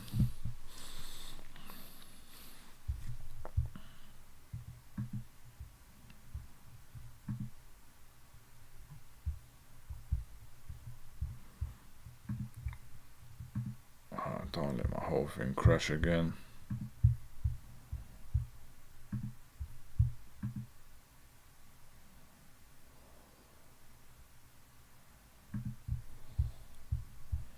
One sec. I will be back with you people.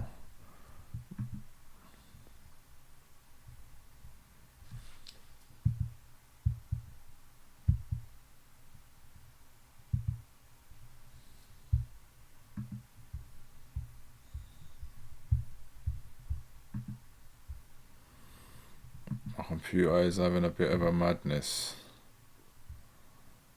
It's dealing with a bit of a madness. Oh, there we go. I think that's back. I think that's got behaving a bit better.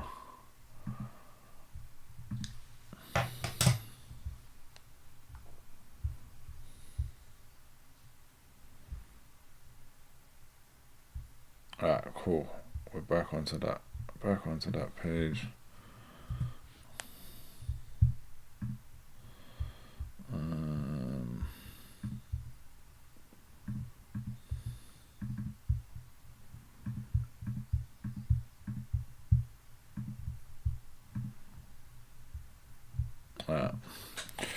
So yeah, I just pulled this back up.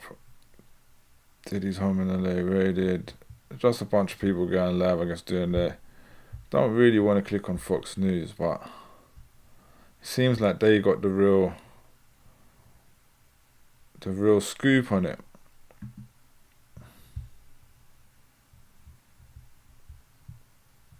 Alright, let's watch a news story on it quickly then. Let's just watch a news story at least to give it a breakdown. We read it, obviously. Law enforcement sources are telling ABC News that right now authorities are carrying out searches at properties associated with P. Diddy. This is all part of a federal investigation into human trafficking. They also say that this investigation has been ongoing now for several months. They add, our sources, that an arrest does not appear to be imminent at this time, but what you are looking at right now is live video of one of these searches being conducted. Now, this is a search that is happening at Sean Diddy Combs' Los Angeles home. This is in the Beverly Hills area. So you can see a tremendous amount of law enforcement. So it's an arrest not imminent, so it might mean because they can't find him, or they might not even be intending to arrest him because they might just be looking to raid the house and gather evidence, right? Like with the Tupac murder thing the other day, they raided a house and then a couple months later he was arrested. So this might be where we find out some things proven, right? And like the naysayers and all that can shut up because they might pull out some real stuff from the house. Present there all around that home. So this search just began here. There's also, as we understand, another search being conducted on the other side of the country in Miami, because we are hearing from Homeland Security that there are investigations going on using the assistance of HSI Los Angeles and HSI Miami, along with local law enforcement partners.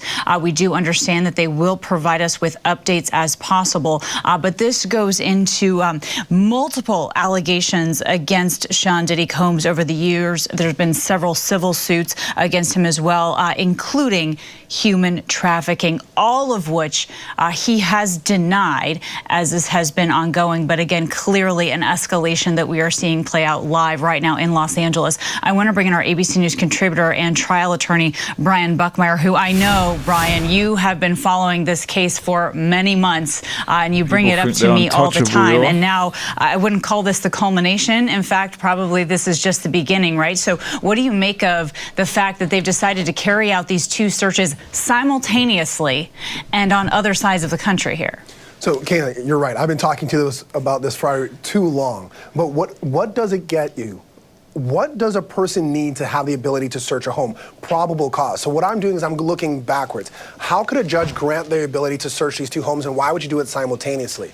Probable cause being the belief, or at least having the quantity of information that a crime either did happen, is happening, or is going to happen. That's how law enforcement must have to prove to a judge or a court why they have the opportunity or the legal ability to search someone's home. Now, why would you do it in conjunction from one property and another at the same time? Law enforcement typically does this because they are worried that information or property or evidence may be hidden away or destroyed while you're searching one property. And so they're looking for something to corroborate the belief that they have that a crime did occur. And as you pointed out earlier, he's facing multiple allegations of sex trafficking. So perhaps that is a crime in which they're investigating. Perhaps that is what they're trying to seek more information from. But in order to search a home, you have to have probable cause. The only question is, probable cause of what? Probable cause. And so, Brian, as you look at this and you watch this, and we'll shout if we see any more movement on these screens, but it is important to note, right, that this is all being run out of the Southern District of New York here. So there is a tremendous amount of coordination happening within law enforcement at the highest levels. Absolutely. And the reason why I believe it's being coordinated out of the SDNY, or the Southern District of New York, which encompasses, for the most part, Manhattan, is a lot of the civil allegations stem from there, whether it be Cassie or the other 4 allegations or civil lawsuits that stemmed from it afterwards. And so what it appears to be, at least if you're thinking this is connected to the civil lawsuits, are that the SDNY is coordinating with the other agencies in Miami as well as Los Angeles to search the properties of Sean Combs to see if there's any evidence of that. Now, I can't think of anything off the top of my head what would be evidence of sex trafficking, predominantly something that might stick out as to something to corroborate what we've heard in these civil allegations. But I mean, I can't think of anything off the top of my head that would be evidence of. What are you talking about? Like, every single crime they're going to find, like, you find computers, you find have messages, you find documents. Like, what are you talking about, mate? But if they find it, it could lead to further investigations. At this point, we're hearing that there's no potential arrest, but it doesn't mean there wouldn't be one in the future based on either. Okay, so there's no potential arrest. That's what I was questioning before, whether they're not even trying to arrest him or he's not available to be arrested. So they're not even trying to arrest him. They're just trying to get all the evidence, and they try to hit him hard out of the blue. More information collected, or if they're finding whatever it is that they're hoping to find in these 2 locations. And Brian, we do want to mention that we were initially told what we were showing our viewers here is a home in Los Angeles, California, near Beverly Hills.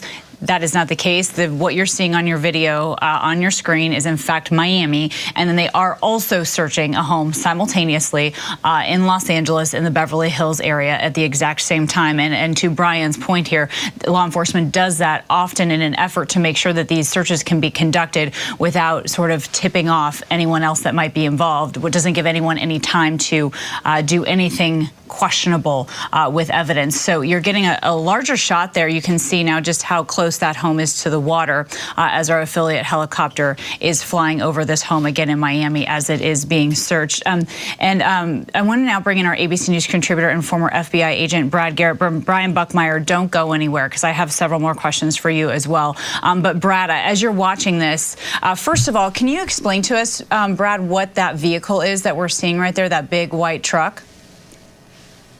Well, I can't see, I don't have a screen up to see it, but if it looks like a cargo truck or looks like any sort of truck that you could put evidence into. So since we don't know kind of what they're looking for, I can give you a list of what I think they're looking for, is that you have to have a crime scene search vehicle to go in with the various things you need to do to search. So my guess is it's that, because my sense was they weren't going there to arrest anybody. This was to do a search. And so they took everyone probably from the evidence response teams of maybe the FBI and DHS to do this search. Yeah, so a large vehicle to collect evidence. It does also look like it has some kind of satellite up in the air as well. We're also seeing local news in the area, and you're seeing law enforcement, Brad, sort of walking down a very long driveway to enter the home, and you're not seeing, it's not a chaotic scene at all. Definitely not. And you're right. Our sources are saying that an arrest at this point is not imminent. Right. So, quickly, why were they able to go in there? To Brian's point, how did they convince a judge to go in there? You have to have a link directly to these two houses. In other words, do they have video of some of these acts that are being alleged in either location or both locations? Are there witnesses? People that have come forward? Of course, people have come forward. Can they put acts in these houses? Maybe they were there firsthand. Is there CCTV that could be seized? Does he actually have video that he collected while these acts were going on? It's not uncommon in these types of cases. So it's all about what happened in those houses that law enforcement convinced a judge that there may be elements of the crime inside these houses. All right, thank you so much for that analysis. I also hope we can get some video up of the raid that's happening in Los Angeles as well so that we can learn a little bit more. But in the meantime, you're saying... Oh, yes, mad, because Diddy hasn't... I don't know what this is they're showing here now, but Diddy has been quiet, for that whole thing. And then the other day, he pulled up on a Kanye concert with his family, I think they were saying, and he was, outside, showing he don't care again. Again, more video of P. Diddy there. But again, we are talking right now about a simultaneous search of two of his properties, one happening in Miami, the other one happening in Los Angeles. And we just have some new reporting. We're told here by our ABC's Aaron Katursky that the women who have made public accusations against Diddy are welcoming Monday's law enforcement activity, we're told. In fact, there is a statement from one of their lawyers where they're saying we will always support law enforcement when it seeks to prosecute those who have violated the law. Hopefully, this is the beginning of a process that will hold Mr. Combs responsible for what they call his depraved conduct. And so I want to bring back in here Brian Buckmeyer. And Brian, it was the first thing we talked about, right? That this is not the culmination of this. This potentially could. Shout out Shade Print in the comments, said, yo, it's hip hop Jan 6 out here. It's a madness, that's for sure. Be the very beginning. So, Brian, what do you make of, first of all, that the lawyers are jumping right out to talk about this immediately, not wasting any time to draw attention to it? Well, this is beneficial not only for their clients, but also for their cases. If we look to the last alleged victim, Rodney Jones Jr., who came out with allegations that seem to be very similar to Cassie, as well as the other three women who brought allegations, he said that Sean Combs has cameras throughout his home that records a lot of his events. In his complaint, that being Jones Jr.'s, he had snapshots of video that he had taken himself. And so to Brad's point, I think part of this, if the SDNY and the federal federal government is looking into this from the lens of these civil allegations is to see how much of it is true. And if any of this is true, could criminal charges be levied against Sean Combs? Now, some of these civil allegations came up because of a look-back window for civil allegations to be brought through New York's Adult Survivor Act. But some of these charges, like sex trafficking, have no statute of limitations, and they have severe penalties under the law. And so law enforcement will be looking at this and saying, if these are true, and there are videos, and there are cameras, or that these allegations can be corroborated through what we find in Sean Combs' home, then they will move to the next step, which would potentially being evidence collecting or arresting someone. And Brian, if you can, just quickly, while we only have a few more moments here, help our audience understand how far back they're looking. I mean, some of these allegations stem some 30 years ago, right? And they, in some ways, coincide with the uprising of his career. Yes, a lot of these allegations, just from the lawsuits, I think stem back from 93 or 94 and go all the way up into the production of his latest album in 2023 and 2024. And so we're talking about a long span of time, but even just outside of those lawsuits as well, there has always been these kind of whispers or rumors in the background as to Sean Combs' involvement to various activities. If you're talking about Cassie's allegation of him being part of Kid Cudi's vehicle being exploded, or other allegations of assault or shooting or sexual harassment from Rodney Jones Jr. and the other four alleged victims. This is a long investigation. I think this is only the beginning, because there's a lot to have to corroborate from the people who have come forward, and also a potential of people who we haven't seen come forward to see what evidence they have and to see whether or not it's true, rumor, or something in between.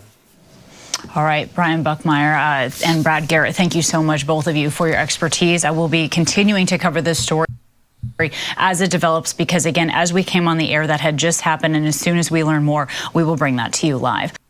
Law enforcement sources. That's mad. Crazy. I think it's kind of wild that they're not mentioning that he's been connected with Tupac's murder, especially if this is like your things from civil cases have got them investigating, like going to see if they've got evidence just to be found. Do you know what I'm saying? Shade Prince said he must have videos for them to be raiding him like this. Yeah, well, they're at least thinking he could have, innit? They're thinking, right, if this is all gone on, he might have evidence. And then Shade Prince said, was you ever a fan of Diddy? Yeah, bro. Yo, listen. Obviously, I'm a Tupac fan, innit? So I almost, like, by default, was anti-Biggie and anti-Bad Boy, right? I acted like that. But I bumped them, do you know what I'm saying? Like, Diddy's first album, P. Diddy and the Family, No Way Out, which looks like what he's going through right now. To me, that album's a classic. I'll put my hands up 100%. Like, that is a classic, that album, to me. I don't care what nobody said. I don't care what no underground hip-hop heads try to tell me. Sorry, I just realised this light is a bit bright that gone on me today. But yeah, that's a classic album, man. But then I didn't ever like him as a person, right?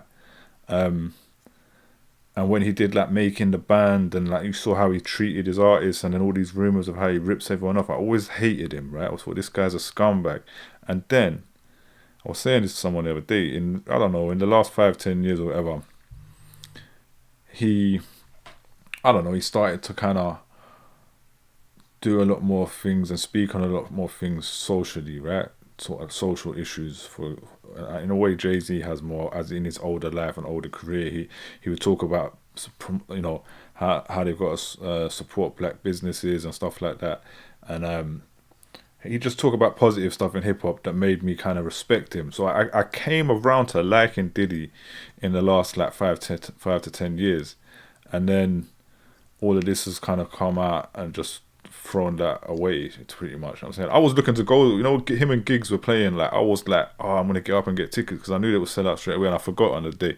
I was trying to get tickets to that. I was looking to go, and I watched the whole thing on YouTube recently after all this had come out, and I looked at it and I thought, yo, this is all a bit, it's all a bit eerie. Do you know what I'm saying? Shade Prince said a Russell Brand arc.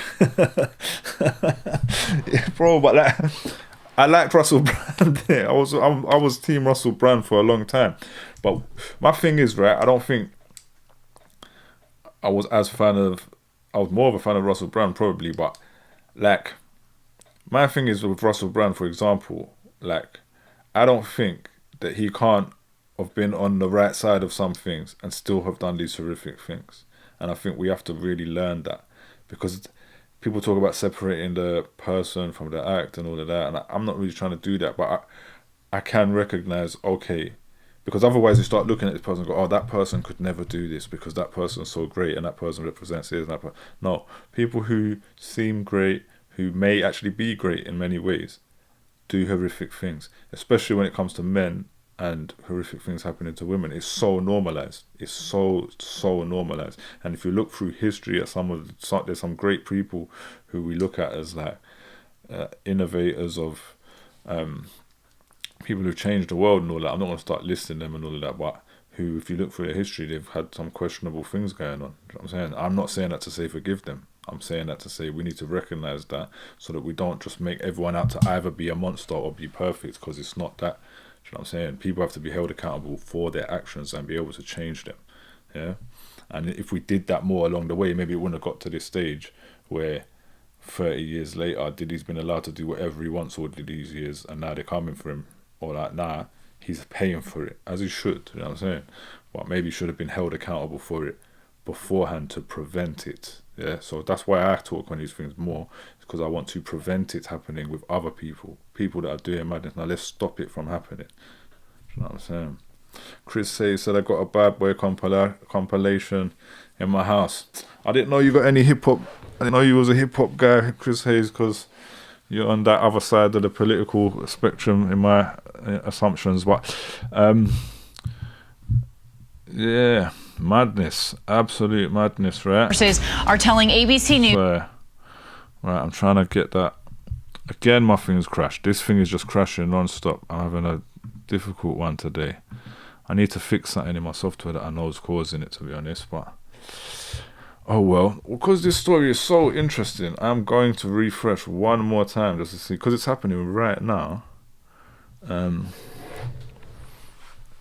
I just want to see, is there anything more interesting to look at on it that's happening live right now?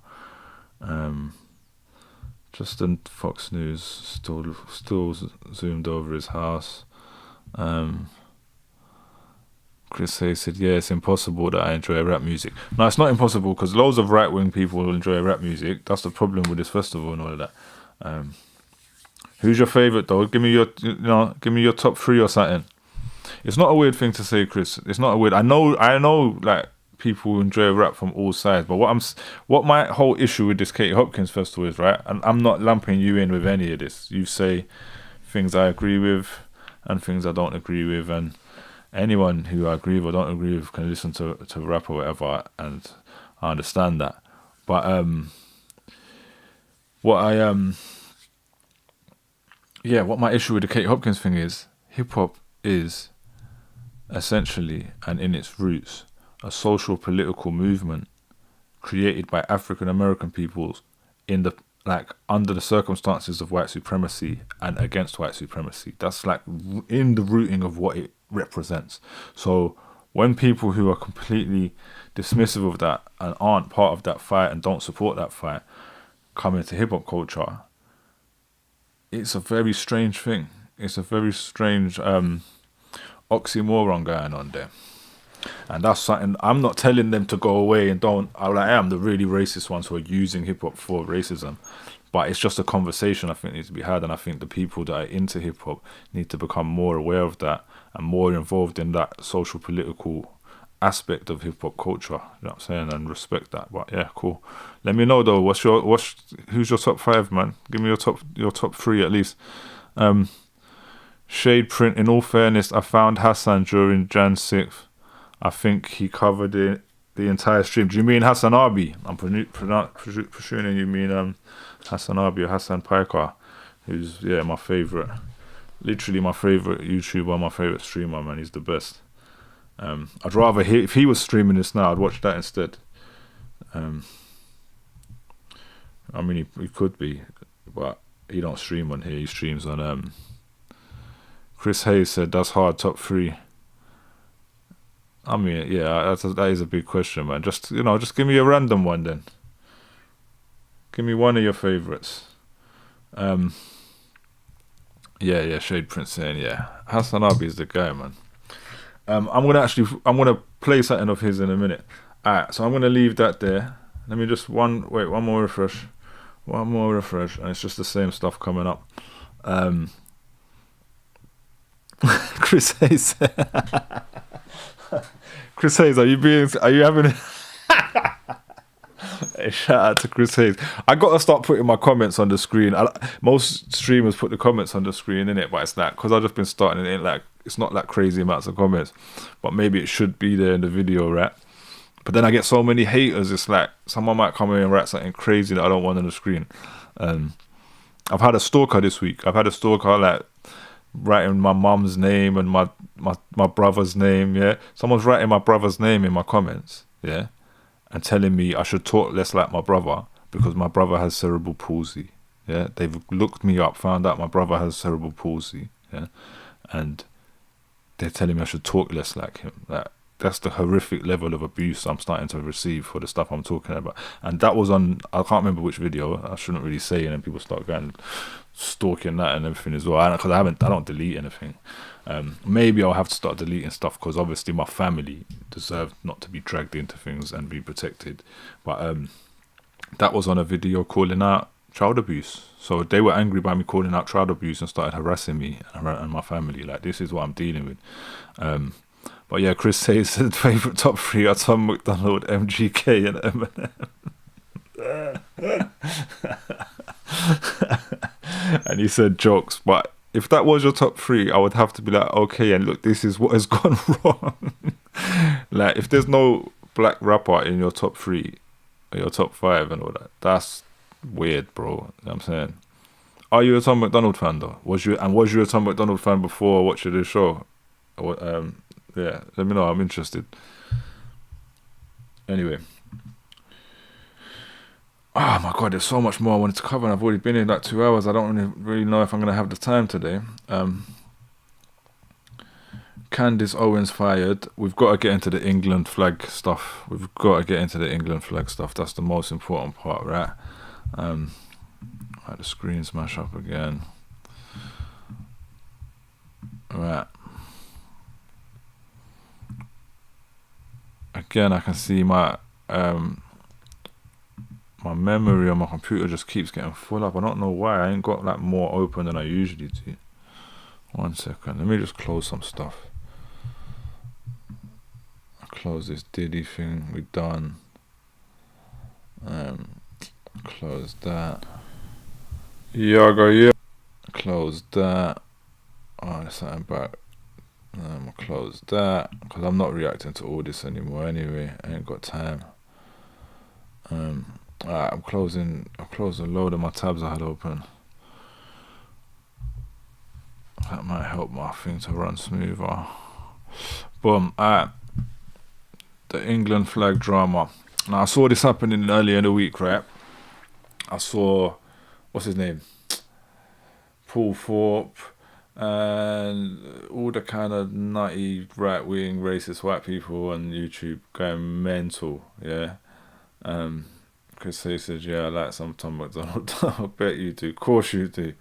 Alright, give me your top three black rappers, yeah? No white rappers included. So yeah, England kit controversy. I intentionally avoided this story because I wanted to react to it here. Yeah, that was, well, I tried to. And then it got to a point where it was like, nah, I kept seeing it. I kept working out what it was. So I just went and read up about it. But I haven't watched all these videos about it. So I'm going to watch some videos to give the context of it. But I've already had a madness on my Facebook when I said, where do I order it? I have ordered it. Yeah, I would have worn it today if it was here already. I'm blatantly going to wear it next week. But, I mean, I don't know what to watch over this. Because it's a weird... I just watched this LBC thing. Not that I'm a big LBC fan, but I at least like this headline. Are people actually outraged by an England kit, right? Chris Hayes said Royce, Toby, Coast Contra. So there's two rappers I never heard of, so you might be more hip-hop than me. Said I don't listen to many albums anymore, just freestyles. Mostly just freestyles, fair enough. But yeah, so I realised, right? I thought everyone's going mad because they've made this. I thought it was like a pride flag, yeah. Then I realised they were saying it's the bisexual flag. We'll find out from some of these videos, I guess. So I thought they intentionally put that flag on, and that's why everyone's going mad. And I bought it thinking, yes, because it's intentionally this flag. I realised later they're saying that's not even what the flag is. It's just representing colours of a previous kit from '66. So it's just representing some purples and blues that are from a previous kit. So now I feel like, why have I bought it?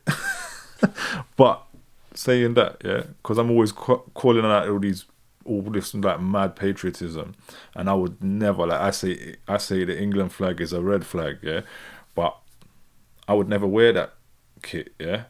Alright, I've worn it once before. I'm going to let you know that in a second. I'll tell you that story. I would generally never wear that kit, but because this one has wound up these gammons so much and wound up all these racist people and they can't wear it, I'm like, yes, I'm going to wear it then. I'm going to be proud and English, yeah? I'll be the proud English one, and I'll be proud of multiculturalism. I'll be proud of LGBTQ+. I'll be proud of all of the inclusion of this in England. How about that, yeah? And you lot can piss off. Chris Hayes said, Corey Guns Flex Freestyle. Yeah, I've seen that. Fire. So yeah, I'll be wearing that next week. But then I discovered, like I say, that's not even what the thing was. Although I think they probably knew what they were doing and they were trying to wind people up and whatever. But I'm all for that as well. Do you know what I'm saying? Oh yeah, so just the other part.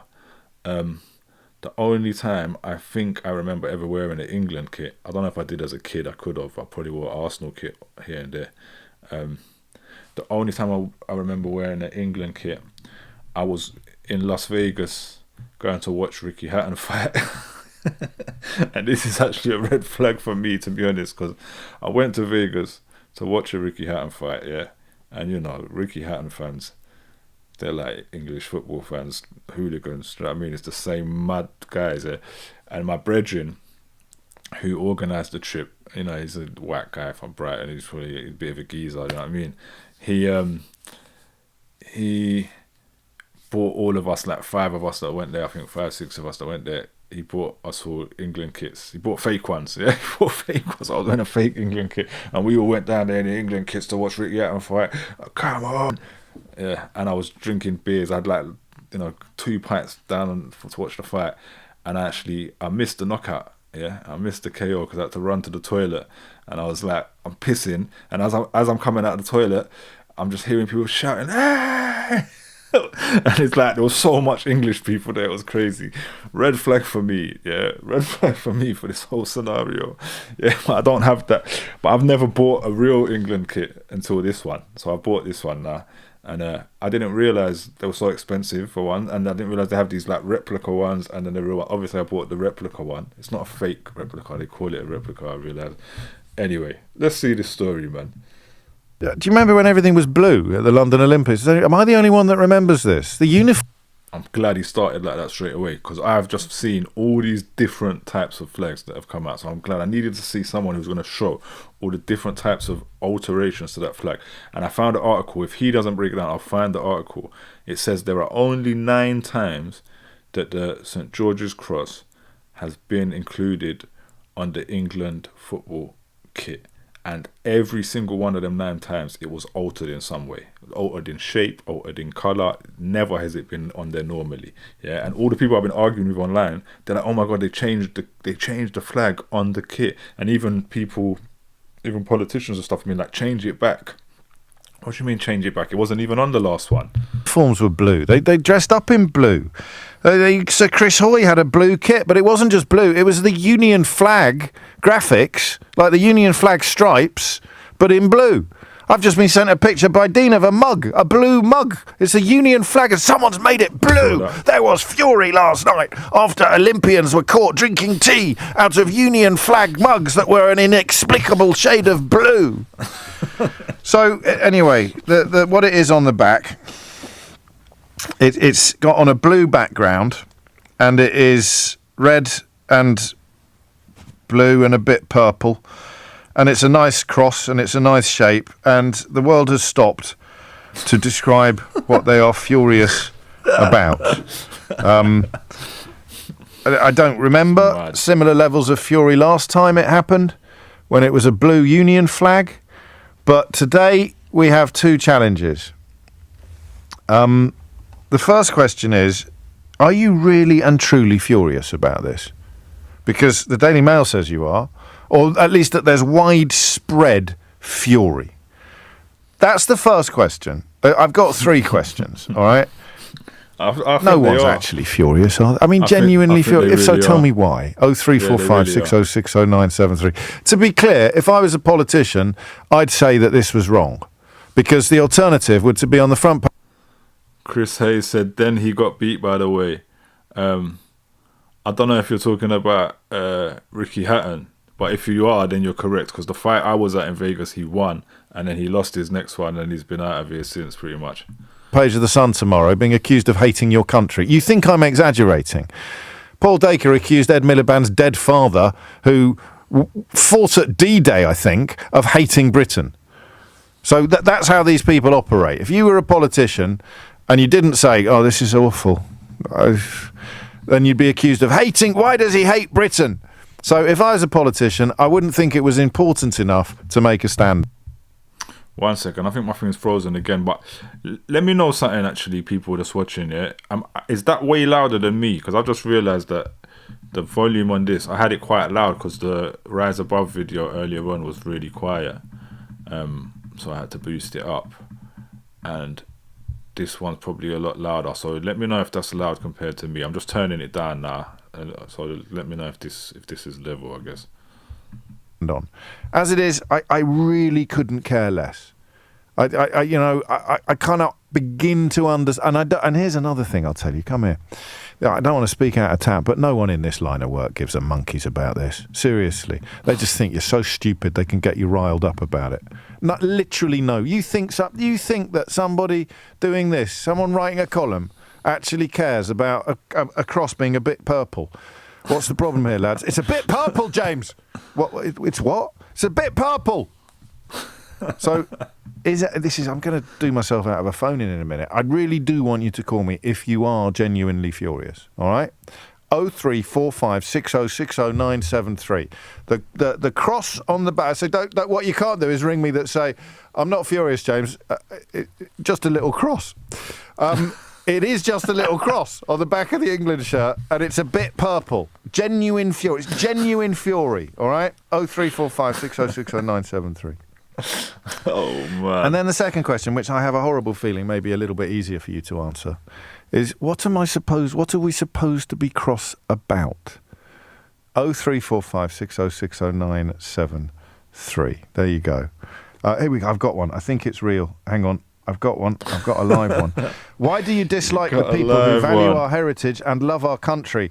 A real shame, and shame on you. You like to talk Gaza, but you won't call out Sadiq Khan for the number of employees on the London Council being paid six figures. Yet less and less social housing is being created and more low-traffic neighbourhoods. You love it. This is a conversation about a flag on the back of the England football shirt that's a bit purple. And Fred is bringing housing shortages and low-traffic neighbourhoods into it. He goes on, and yes, I am mad. It's our flag, and he uses capital letters. It's our flag of our country. How dare a global company adjust it? You wouldn't like a Gaza flag painted up differently. All right, hand on heart.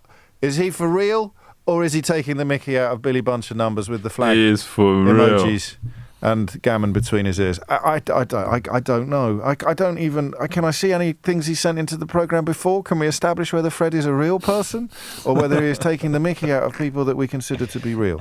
So the question is, are you really furious? Fred is, apparently. Give me a ring, Fred. Talk me through it. And love to the family.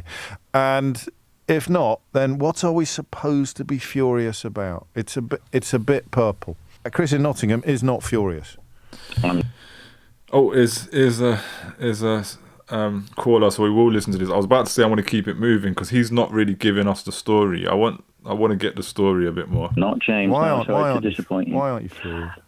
Well, probably because my favourite T-shirt used to be one with the Union flag on in 50 Shades of Grey. I'm looking at Boris Johnson, which no one should have to do, really, without being paid, and thankfully I am.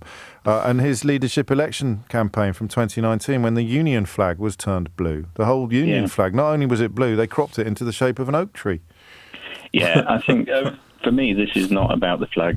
It's not really good enough. It says widespread fury last night.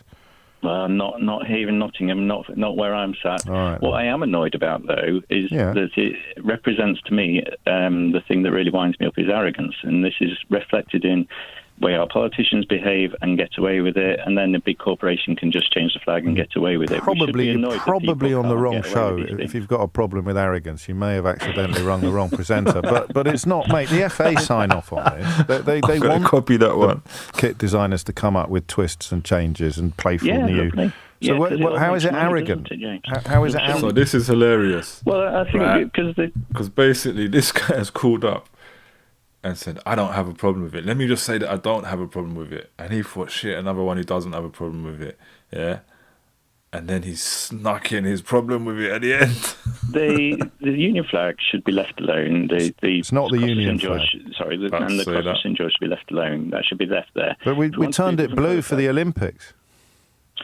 Yeah. I bet you didn't even notice. Be honest with me. I didn't. No, you're absolutely right. So you're not even mildly annoyed about this. You just read the story, felt some anger, and thought, James has made me feel a little bit silly. I better come up with something that sounds vaguely plausible. No, not even angry at all. I just, as I say, I think why have you wronged me? Because I think this is another instance of people just doing whatever the hell they like and getting away with it, and we should be getting annoyed about that. Okay. It's not about the flag at all. But you're not annoyed. We should be getting annoyed about it, but you're not annoyed. I can get monkeys. I don't like football anyway. So. Claire's in. These are the people that the Daily Mail and the Sun is riling up today. Claire's in York. Claire, what are you mildly cross about? Please don't put me in with the Daily Mail. I'm a dyed-in-the-wool lefty. I'm not a right-wing gammon or anything, but I just think I think Emily Thornberry said it right. I think it's weird. But now you've said about. Oh, Emily Thornberry, yeah. I've done a show with Emily Thornberry before. I need to find a copy of that because I don't even know if it's online, but I do have it somewhere. I should react to that because I did a debate with her once. Emily Thornberry even said it. All these MPs are coming out. Keir Starmer. We're going to pull up Keir Starmer. That scumbag. Yeah, Keir Starmer's out there trying to win the flag shagging votes and all of that. And I'm saying, wave his flag and show his patriotism. The mug. At the Olympics, I was unwell when the Olympics was on. I'm sorry to hear that. And I wasn't aware of what was happening then, so I didn't know about the flag. I just think it's weird when a country's in a competition are represented by their flag. Well, they're not really. They're represented by the players. No, but to denote... They haven't dyed Harry Kane purple. No, but they denote... They're denoted by their flag. Not in the case of football. It'd be the three lions on the front of the shirt that are the team badges. But it's England playing another, whatever other country. Are you worrying about people who might forget who they're watching? Well, for me, who doesn't know who's who in football, Okay, so you and Chris, I knew this wasn't a phone-in. I've lost my skills at finding the truly furious people. You're mildly annoyed about something you don't understand involving a sport you don't follow. Yes. Well, down with that sort of thing, Claire. No, but can I just say? No. Oh, go on then. But if I say no, will you go away furious at least? That arrogant so-and-so on the radio, I rang him in, he was rude to me, he talked all over me, and then he wouldn't let me have my say. I'm furious. So if I can't get people who are furious to ring in, maybe I can get people who are furious to ring off. Well, all I wanted to say was about patriotism. Sometimes I get annoyed that people on the left seem to scoff at patriotism. And no, what you're talking about... She started this by saying she's a diehard lefty. And now she comes in. Why are these right-wing people so dishonest? Why do they have to pretend, oh, I'm not mad about it at all, it's fine, I'm not mad, I'm trying to tell you that I'm not mad, and then go on to tell you you're mad, and then come on and tell you you're a lefty, and then just go on and be extremely right-wing and start talking about patriotism. They're just full of rubbish, yeah? I can't believe it. It happens to me all the time on the timeline. People go, oh, I'm a lefty, but blah, blah, blah, blah. No, you're not. about people, though. People on the left think we should care about people, not about flags. Yes, but patriotism is about caring for your countrymen and women. Yeah. It's about caring for people who are poor. It's about caring for people who are victimised and vulnerable and not being looked after. Facts. And that's what people on the left try to do, Claire. People on the right try to pretend we should care about flags and slogans and ludicrous, meaningless notions like sovereignty. I think, with respect, you might have got things the wrong way round. No, I absolutely care about all those things. So all I was saying, that I was going to say, your callers prove I'm patriotic, not because of the government, but because of those people, the kinds of people that call into your show. Well, they're most... Anyway, I've got to crack on. I'm sorry you weren't furious. I hope you are now. I don't know with James O'Brien. Like, I can't tell if I'm a fan or not or whatever. Do you know what I mean? Like, just because he's claims to be a bit left or whatever, it doesn't. I'm not sold. I'm not sold on any of these people. Do you know what I'm saying? Until LBC call me and offer me a show with a big wage, and let me sit there and do that, and me sit there and shout at all these people, then I don't trust none of them. Alright. Fixing it again because it's just breaking time after time. I'm not done with this though. Last week, like, I did so many different reactions, and I did really short ones. I did 14 uploads. So I did one every day. I think it was 12 from the last show. Actually, there's one more still not uploaded yet. But why is that not working, man? Come on, man. There we go. Let's just see. I want to see every bit of our culture is being changed. Let's watch it. Right, we found Sue everyone. in Ashford. Hello. Hello, Sheila. So you're... And I don't know who this presenter is. We'll see who these other presenters are on LBC, and work out what's going on. You're upset about the change to this, are you? I am really upset about it. I think our culture and our tradition is just being taken away little by little. And ask them what that culture is. They'll tell you fish and chips. They've got nothing else to mention. I think Nike to say that it's a playful change, I think it's disgraceful. I think everything about our heritage and our culture and our tradition is just being faded out all the time. There's always something. And I saw today that Harvey Elliott had actually pulled his collar up on his shirt and won't display it. And I hope that goes throughout the England squad and they say, we're not wearing it. What about my cushions? What about your cushions? Oh, you're not listening when I said I've got some cushions at home that are pale green and a mixture of pale and dark green and cream, in the design of the Union flag. I bought them about 15 years ago in Laura Ashley, and I love the colours, and it just struck me as a nice, funky design, you know. And the Union flag has been used, the design of the Union flag has been used in all kinds of different ways and different colours and different textures and things. But it's still, the red, white and blue Union flag is still our Union flag, and the St George's Cross is still the flag of England. But it is, but they've changed it. No, but they haven't. No, they haven't. It. So should I throw out my cushions?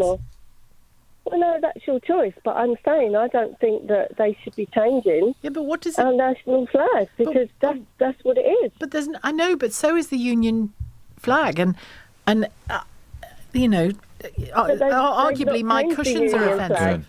But are my cushions offensive? But that's your choice to have your cushions. No, I'm asking you whether you think, if you came to my house, would you think, God, Sheila's trashing our flag? It's your choice to wear the England kit. No, because that's a cushion. I'm talking about the fact that Nike have decided to change our St George's Cross and and say it's a playful thing. It's not even. But funny. My cushions are a playful thing. I just don't understand how it trashes the flag. The red and white flag of. I mean, I'm not saying you can't have your view, Sue. Of course you can. I just don't understand how, if this is trashing our tradition. Why aren't my But cushions? what are we going to change everything? So it's like it's acceptable for the stuff like No, but it is still the flag. We can't say Happy Christmas anymore. We have to say Happy Holidays. But we can, and we do all the time.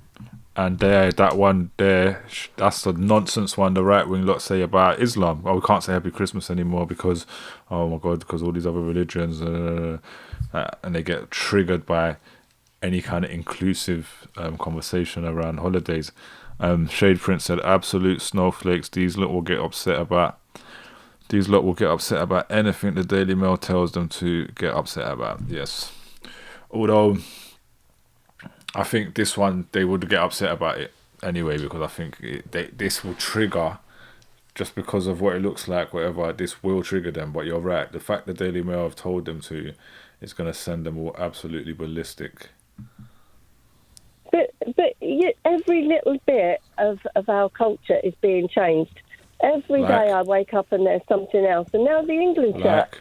And it's not just about the football, it's about what we are. Could you imagine them changing the Italian flag or the French flag or any other flag? They only do it to an English flag because they think that we're too soft to stand up and say, no, we're not having this.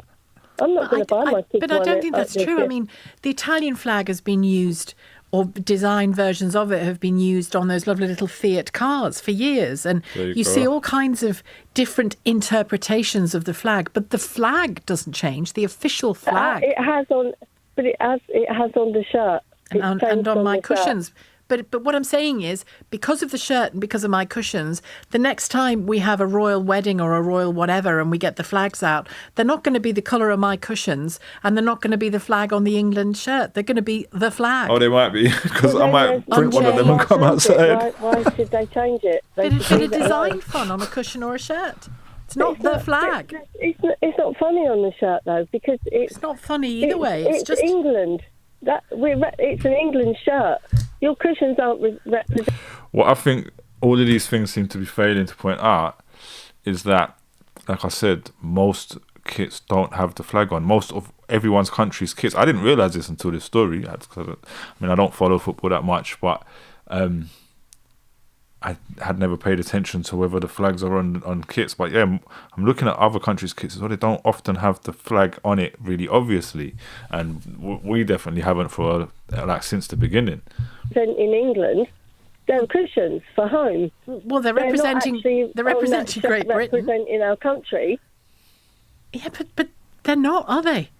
And when you go further back, actually, yeah, because I think I read. I want to get the article up, but I think I read that it was 1988 or something was the first time the St George's Cross was put onto an England flag and to an England football kit, and that before that, it mentioned that before that there were versions of the Union flag on the kit, but I couldn't find one, and then it just got me thinking that actually the colours of the England kit, white, blue and red, white, blue and red, is actually clearly based on the Union flag and not the England flag. Yeah, and it's more blue on it than red, always has been. I guess the away kit's been both colours, which is quite interesting. So it's like England feel like they are Great Britain and the others don't really count, even though they've got their own teams. So I think that's actually a bit strange that the kit, when you deep it, is actually not based on the never been based on the St George's Cross, and it's always been based on the Union flag. It's quite strange. And yeah, before I kind of got sidetracked to that, I think what I was going to say is, like, in the beginning when the football first, these big tournaments first started, they wore really simple kits, and it was just a colour. Do you know what I mean? So in the beginning, like, none of them really had flags on like that. It doesn't seem like it's the done thing. You're not driving about in a car to represent your country. You're putting an England shirt on, or you're putting a flag out to represent your country. If you change that flag, or you change that emblem on your shirt... And there you go, proven point. They think the emblem was on the shirt before, when it most of the time wasn't. And the previous one, I checked last year's one before this one, wasn't. So they haven't changed the emblem on the shirt. You was never wearing the shirt in the first place, or maybe you would have known that. And if you were, you're pretty stupid that you didn't realise it never had a flag on in the first place. It's not your country's flag. I just can't get my head around it. I find it. Yeah, you can't get your head around much. I can't get my head struggle around. with it. What I can't get my head around is why you think it means the flag, as in the drape that goes up a flagpole, is now different. It isn't. No, but it is on the shirt, and it's not representing that flagpole. It's representing something else that's made up that Nike seem to think it's really funny. I don't think they think it's funny. Alright, enough of this one. And we crashed again. So every time in between at the moment, every time I swap a video, it's like I'm having to reset. But, oh well, it's no biggie. My memory's running quite well actually. So we just gotta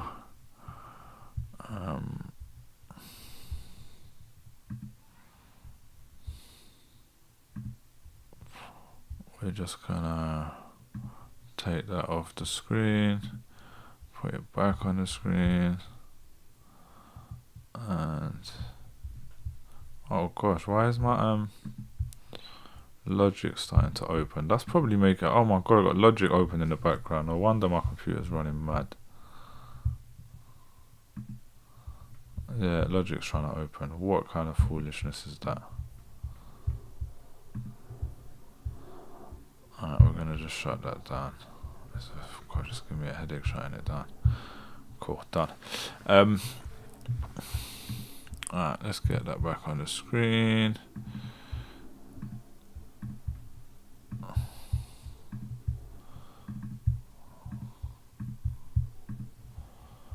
That didn't work. That did work. Let's get that back up and let's get that out of here. Right, let's go back. We're Do not you remember done when with everything this was? story. I want to see what Keir Starmer had to say. Oh my god. God. England football team cancels England flag. 2CTV. I can't be bothered with him. I cannot be bothered with him today. Simon Jordan criticises Nike. Yeah, get out of here. Let's just put Keir Starmer at the end of this search.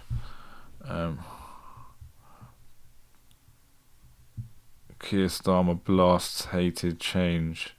Oh, that's the Sun. I can't click on the link from the Sun, man. Are you gonna make me click on the Sun? He does like his football and beer. Talk TV. Even I don't love them either, but England kit. People are right to be suspicious over woke Nike changing St George's Cross.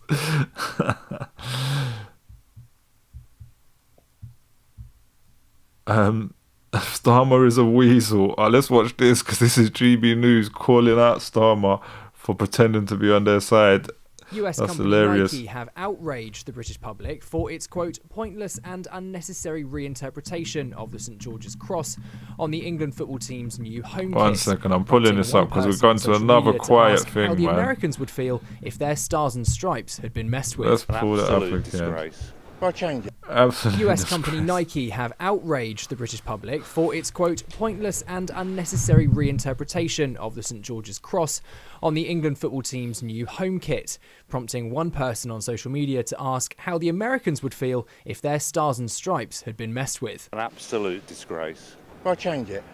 It's a part of England, isn't it? Conservatives, It's not Reform, changed. Labour and Liberal Democrats have united to condemn Nike for its new Rainbow Cross of St George.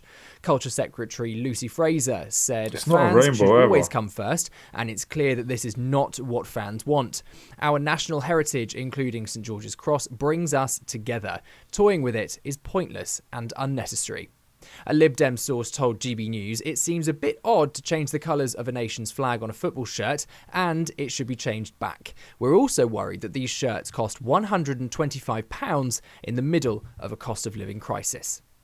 Labour leader Sir Keir Starmer branded the change wrong, adding, "I'm a big football fan, I go to England games, men and women's games, and the flag is used by everybody." Speaking to the Well, we've already proven that the flag isn't used by everybody. We'll pointed that out. I will prove this in a second. So no, the flag is generally not on these kits. And you have been going, if you've been going, how come you didn't notice that? None. He said, it's a unifier. It doesn't need to be changed. We just need to be proud of it. So I think they should just reconsider this and change it back. I'm not even sure they can properly explain why they thought the need to change it in the first place. Reform UK MP Lee Anderson told The Express, the left have a nerve to ask me why I want my country back. This virtue signalling namby-pamby, pearl-clutching woke nonsense must stop. But some online aren't convinced by the Labour leader's outrage, with one branding Starmer a weasel that will say whatever from one day to the next if he thinks it'll win him one more vote.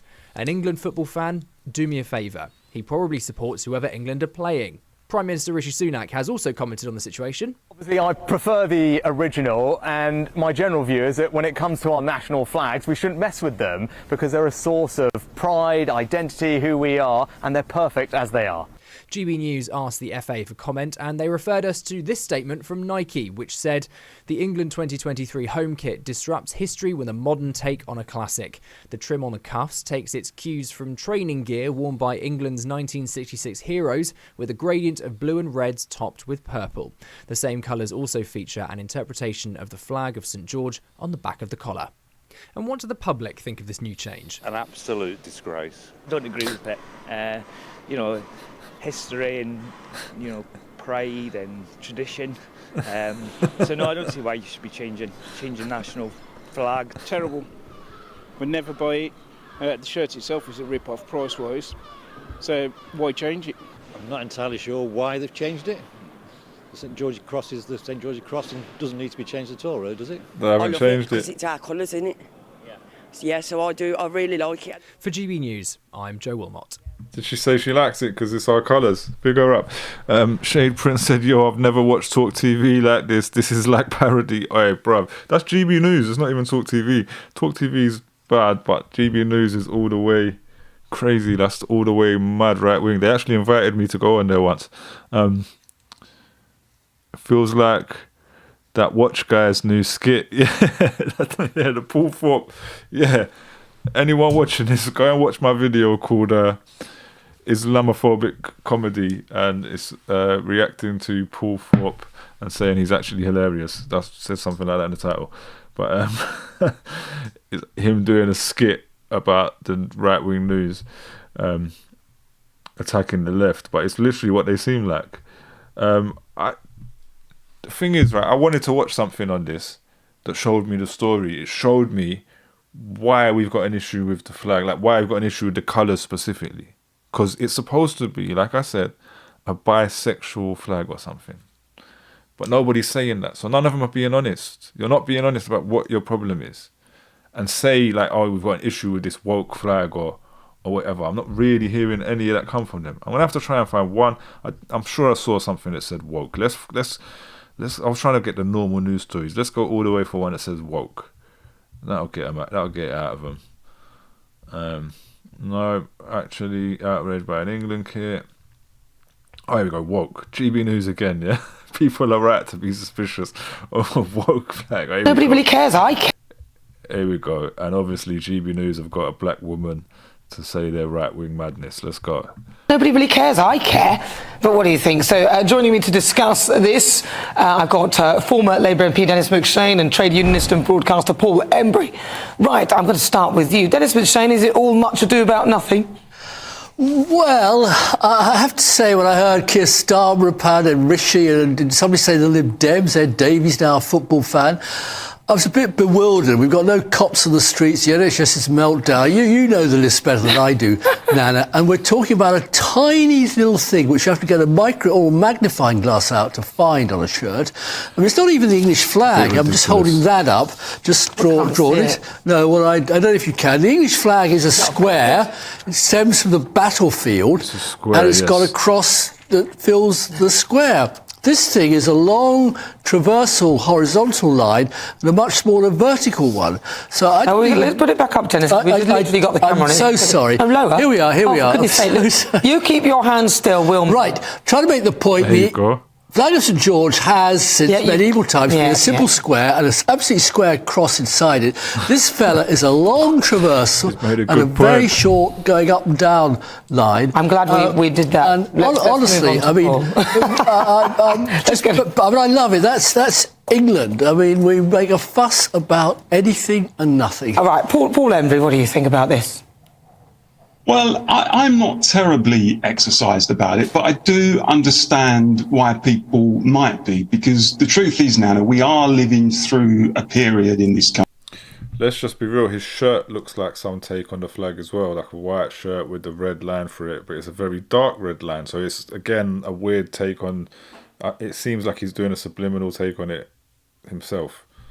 Country where, if you like, the liberal and cultural elites are taking any opportunity they can to trash the traditions of the country, to trash the history of the country. We see it all the time.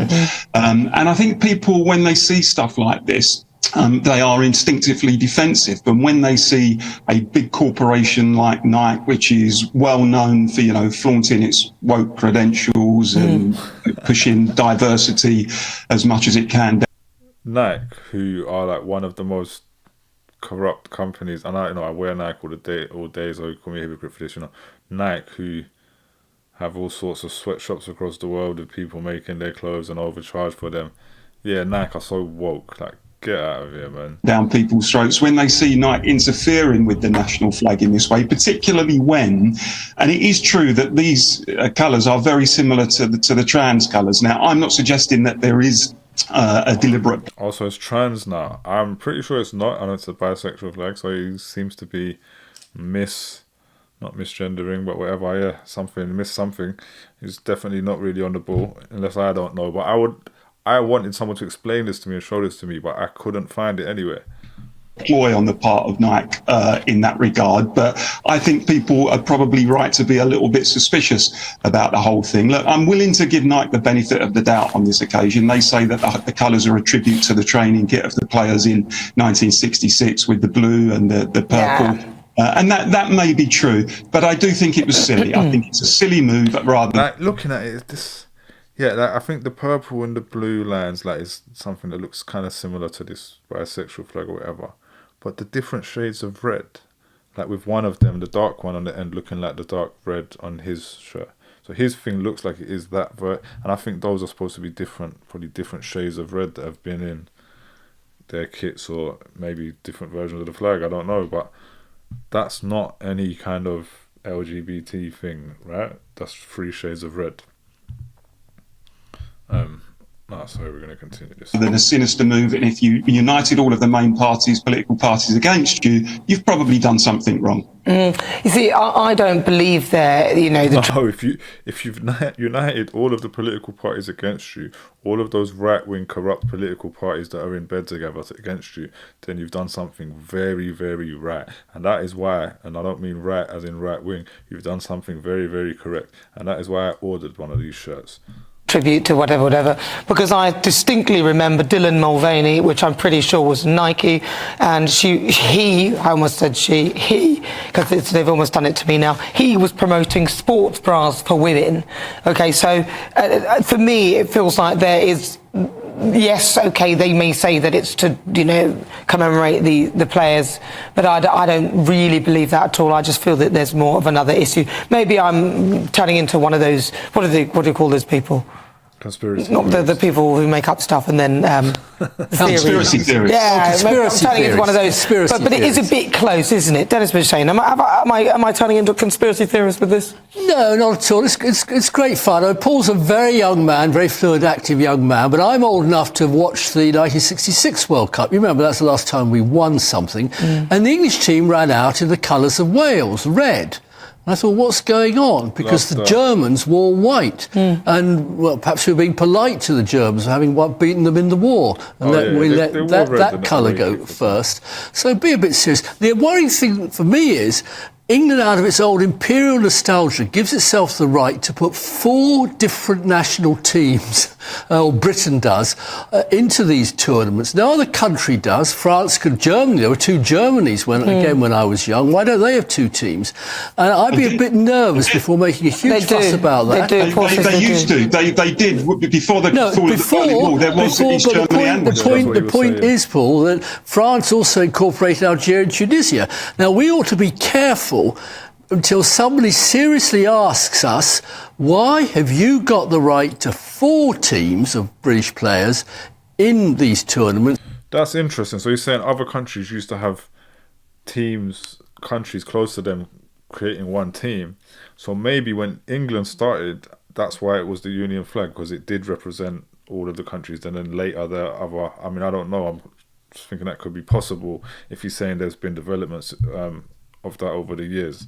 So we've only got the right to this has got nothing to do with the flag, then? No. Well, then that's what we're talking about. So we're talking but about the flag itself, you remember, Paul will remember, because he's very sound on this, when it was 20 years ago, it was the BNP and the National Front and the English Defence League took it back, carried. though. Thank God we did. Well, we took the flag back. We didn't allow these people to weaponise it. And that's in the same vein, should we be allowing companies like Nike to make money out of it? Because that's what they're doing. They're making political capital and PR out of us talking about it, whilst also manipulating our flag and to make it not resemble our flag.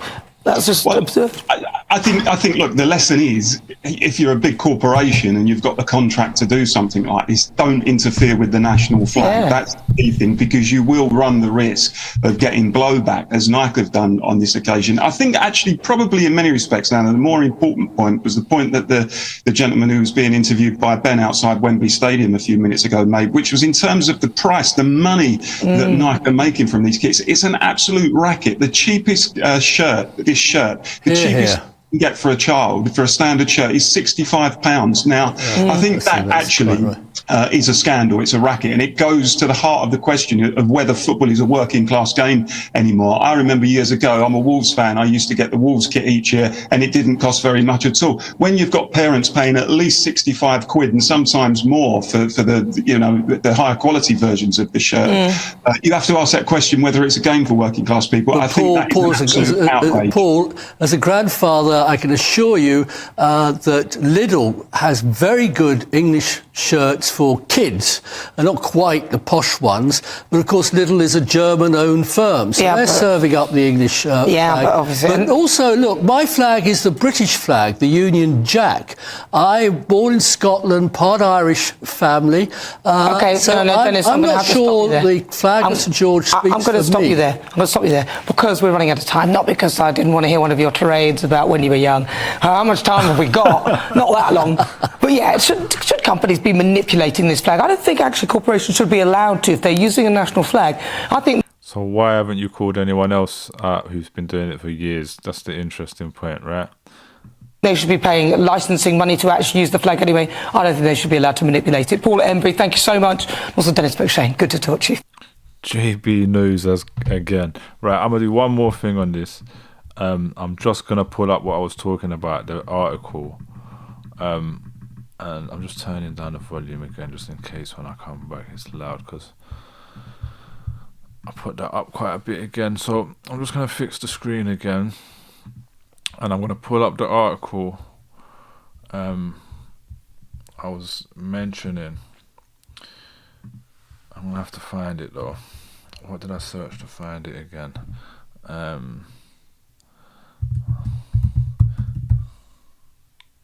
think I searched how many England flags have had, not how many flags, how many kits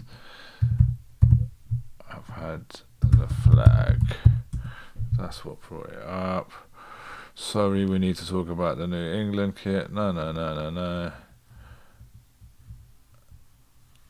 And yeah, Chris Hayes said Akala changed the Union Jack for his label emblem, didn't he? That's mad. I was going to bring that up because I put that on my Facebook, because I was arguing with someone who is probably into hip hop culture and knows of Akala. I'm pretty sure I knew there was an Akala fan, right? And I was like, okay, should we attack Akala? And they were actually randomly on that side. I've realized this about them, that they're a bit brainwashed, Daily Mail reader type of thing going on with them. But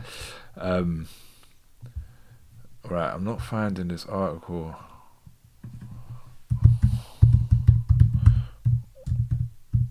Let me just see. Right.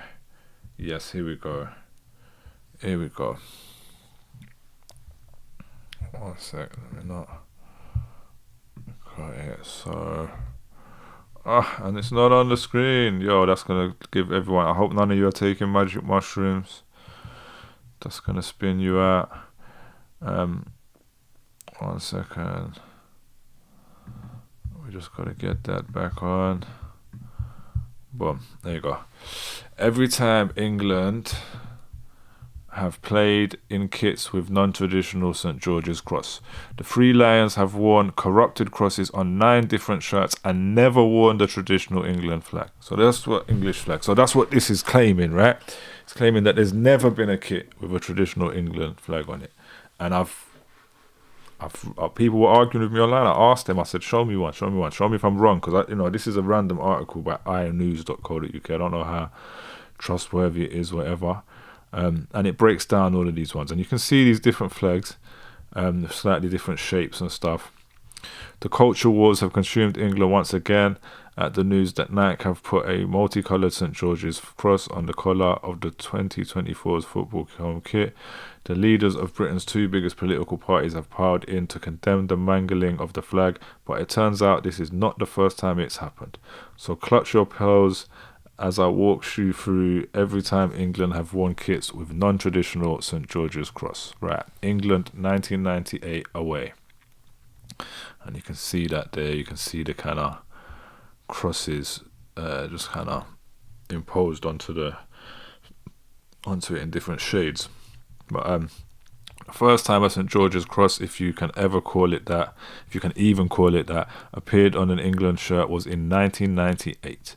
Now, some will argue that's because no one would have dared to desecrate it back in the good old days of polio and poverty, but it's actually because the Union flag was far more prevalent as an English footballing symbol, this is where I read that when I said it before, right? I couldn't find any kits with the Union flag on, but maybe it was more of a flag at the games and stuff like that, and in other marketing, I don't know. It was only really Euro 96 being held on solely English soil which fully forced a shift from the Jack to George. Pictures from the 1966 World Cup are a sea of red, white and blue. And as I keep saying, the kit is clearly red, white and blue and has always been and still is. On this kit, you can see one large St George's Cross, blood red, flanked on either side by a cracked half of another cross. There's then a series of smaller crosses below these, including one at the base of the shirt, which has also been looped in half. You can only assume the perpetrators have spent the past 26 years in prison scrubs. So what's it saying? On the kits, you can see one large St George's Cross, blood red, flanked on either side by a cracked half of another cross. I can't really even quite tell what they're how they're describing it. I can see these kind of crosses cutting across each other, whatever. Yeah, and I get what they're saying about the red, blue, and white. And it's like he's saying this is the first time that they made the kit more dominant in red. And when the older guy on the other news story was saying it was a shock that they came out in red because that was like the Wales colour back then maybe they didn't used to wear red as their away kit, and this was the first time it kind of leaned more towards the St George's Cross kind of colours and look. Interesting, right? So that was 1998, yeah, way years after 1966. And now, years on again, England 2004 away, and we got this thing of Beckham. Someone pointed out this looked like a Finland flag or something. Because remember, like the guy said, the flag is a square. It includes the white bits around it. It's not just a cross.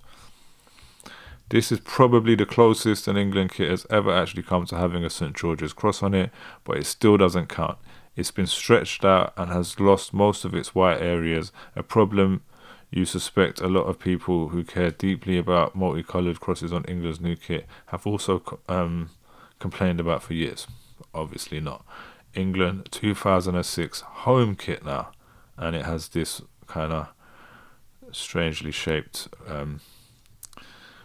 red cross with pointy kind of bits, and again it's like this bit is stretched out. It seem to always stretch out one side quite a lot. A lone limp cross stretched almost beyond recognition, much like my patience with this debate. Disgraceful, really. England 2010 to 11 home. And I think this is when I started to look at them and think, where? Oh yeah, this literally you can't see it. You just can't see it, but we'll read about it. And apparently this one's multicoloured. They may be barely perceptible to the untrained eye, but they're there all right. Look next to Ashley Cole's nameplate and you'll see some criminally offensive specks. These are in fact the most heinous act committed on an England shirt in recorded history. Peter Saville designed this limited edition England kit and inlaid a series of multicoloured St George's crosses across the shoulders and upper back. He said it intended to reflect a culturally diverse modern England, and the design drew a sum total of no outrage at the time. There was an equally abominable away kit designed with blue crosses through the collar, but luckily it was never worn in a competitive game. Saville said, I wanted to take the cross and make it in a multitude of colours. I would have made it in a million colours if I'd been given that opportunity. I wanted it to be something that a diverse cross-section of people could identify with. And I'll go back to it. It says it's next to Ashley Cole's nameplate. I can't see it. It's apparently so small you can't see it. But it's supposed to be multicoloured, like all the way rainbow, right? So England 2010 to 2012, goalkeeper away. Boom. Cross, all in different shades of green. Crosses everywhere, but none of them are red. There were also blue crosses inlaid into a third goalkeeper kit which was never worn. 2010 to 12 goalkeeper home. Again, I can't really see where there's a flag on this. Let's read about it. Crosses everywhere, but all of them are red. I think oh yeah, I can see the crosses, so just all red, so there's no white, yeah? And then here it brings us to England 2024 home. The peace, the resistance of this whole affair. Nike had the gall to put a non-traditional St George's cross on an England shirt for what has been the Czechs' 9th time overall, and the world has lost their collective marbles over it. In his typically balanced take, New Reform UK MP Lee Anderson said, the left have a nerve to ask me why I want my country back. The virtue signalling, namby-pamby, pearl-clutching woke nonsense must stop. Any more of this, and I'll be on the first flight to Rwanda. Yeah, get out of here, mate. Get on the first flight anywhere, yeah? Just piss off. And there you have it. So it's proven that there's never been an England kit with the St George's cross on it that wasn't adjusted and changed. You lot are crying over nothing, yeah? It's just, actually what's happened is this whole anti-woke narrative has become so big, yeah, and it's become so politicized that this is just a current agenda, that they're pushing nationalism so hard at us that they're looking for any reason to manufacture a story against woke culture, yeah? So it's all BS. When you really deep it, it's all BS. This didn't happen before them other times because we weren't at a stage in society where woke culture had to be attacked every 5 minutes for the news. And let's deep it. You're saying the left, Nike made this, yeah? Nike, as they say in America, made this. A huge corporation who has nothing left-wing about them at all, yeah? A huge company who has terrible practices, always been called out for having terrible practices. Nothing, literally nothing woke about them. So get the F out of here, and we're done with this conversation, yeah? We move. Alright, finally. I bet. And there we go. It's frozen again. In between everyone, we're freezing, but we'll just have to keep cutting and moving today, man. I've been going longer than I thought I would on all of these stories, so I'm not going to stick around that much longer. I did last week. I went for 4 hours. Yeah, I'm not doing that today. 20 minutes will be 3 hours, so I'm probably going to cut off then, right?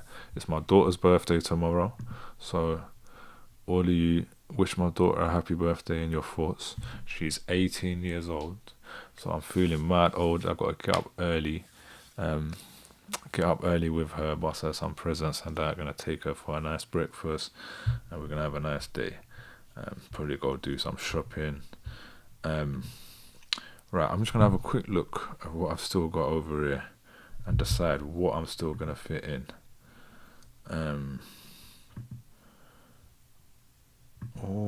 Let's just check on the Diddy story quickly. Anything new? Nah. Doesn't look like there's anything new or that interesting on there. Right. I wanted to cover this Nickelodeon story. I wanted to cover Candace Owens. There's a story about Sex Pistols member says immigrants have created division and animosity. We're going to go with Candace Owens. I think that's the most important story right now, because it's about Candace Owens being cancelled, and it's a sticky one. I haven't followed this, and I don't like Candace Owens. Let's just be blunt about it. I do not like Candace Owens. Of course I do not like Candace Owens. She's a right-wing grifter, but I think she has been quite pro-Palestine, and I think that might be why she's been fired from the Daily Wire, which is and it's, I don't know if it's owned by Ben Shapiro, but it's all to do with Ben Shapiro. She's been fired from accusations of anti-Semitism. So I am watching Hassan Arbi's reaction to this, because I don't want to watch any right-wing people. I want to watch someone who I know gets it give a reaction, so that I get an actual credible take on everything that's going on here. Because I'm sure he's not a Candace Owens fan either. But I want to see what's the take on the anti-Semitism, because she's usually on side with the Ben Shapiros and all of that kind of stuff. So there's a weird thing going on here. And also she's recently been pandering to a lot of like black media and hip-hop media, which is interesting, because Candace Owens actually started out as a left-wing blogger and then completely abandoned all her morals and went completely right-wing because she realised that's where the money's at.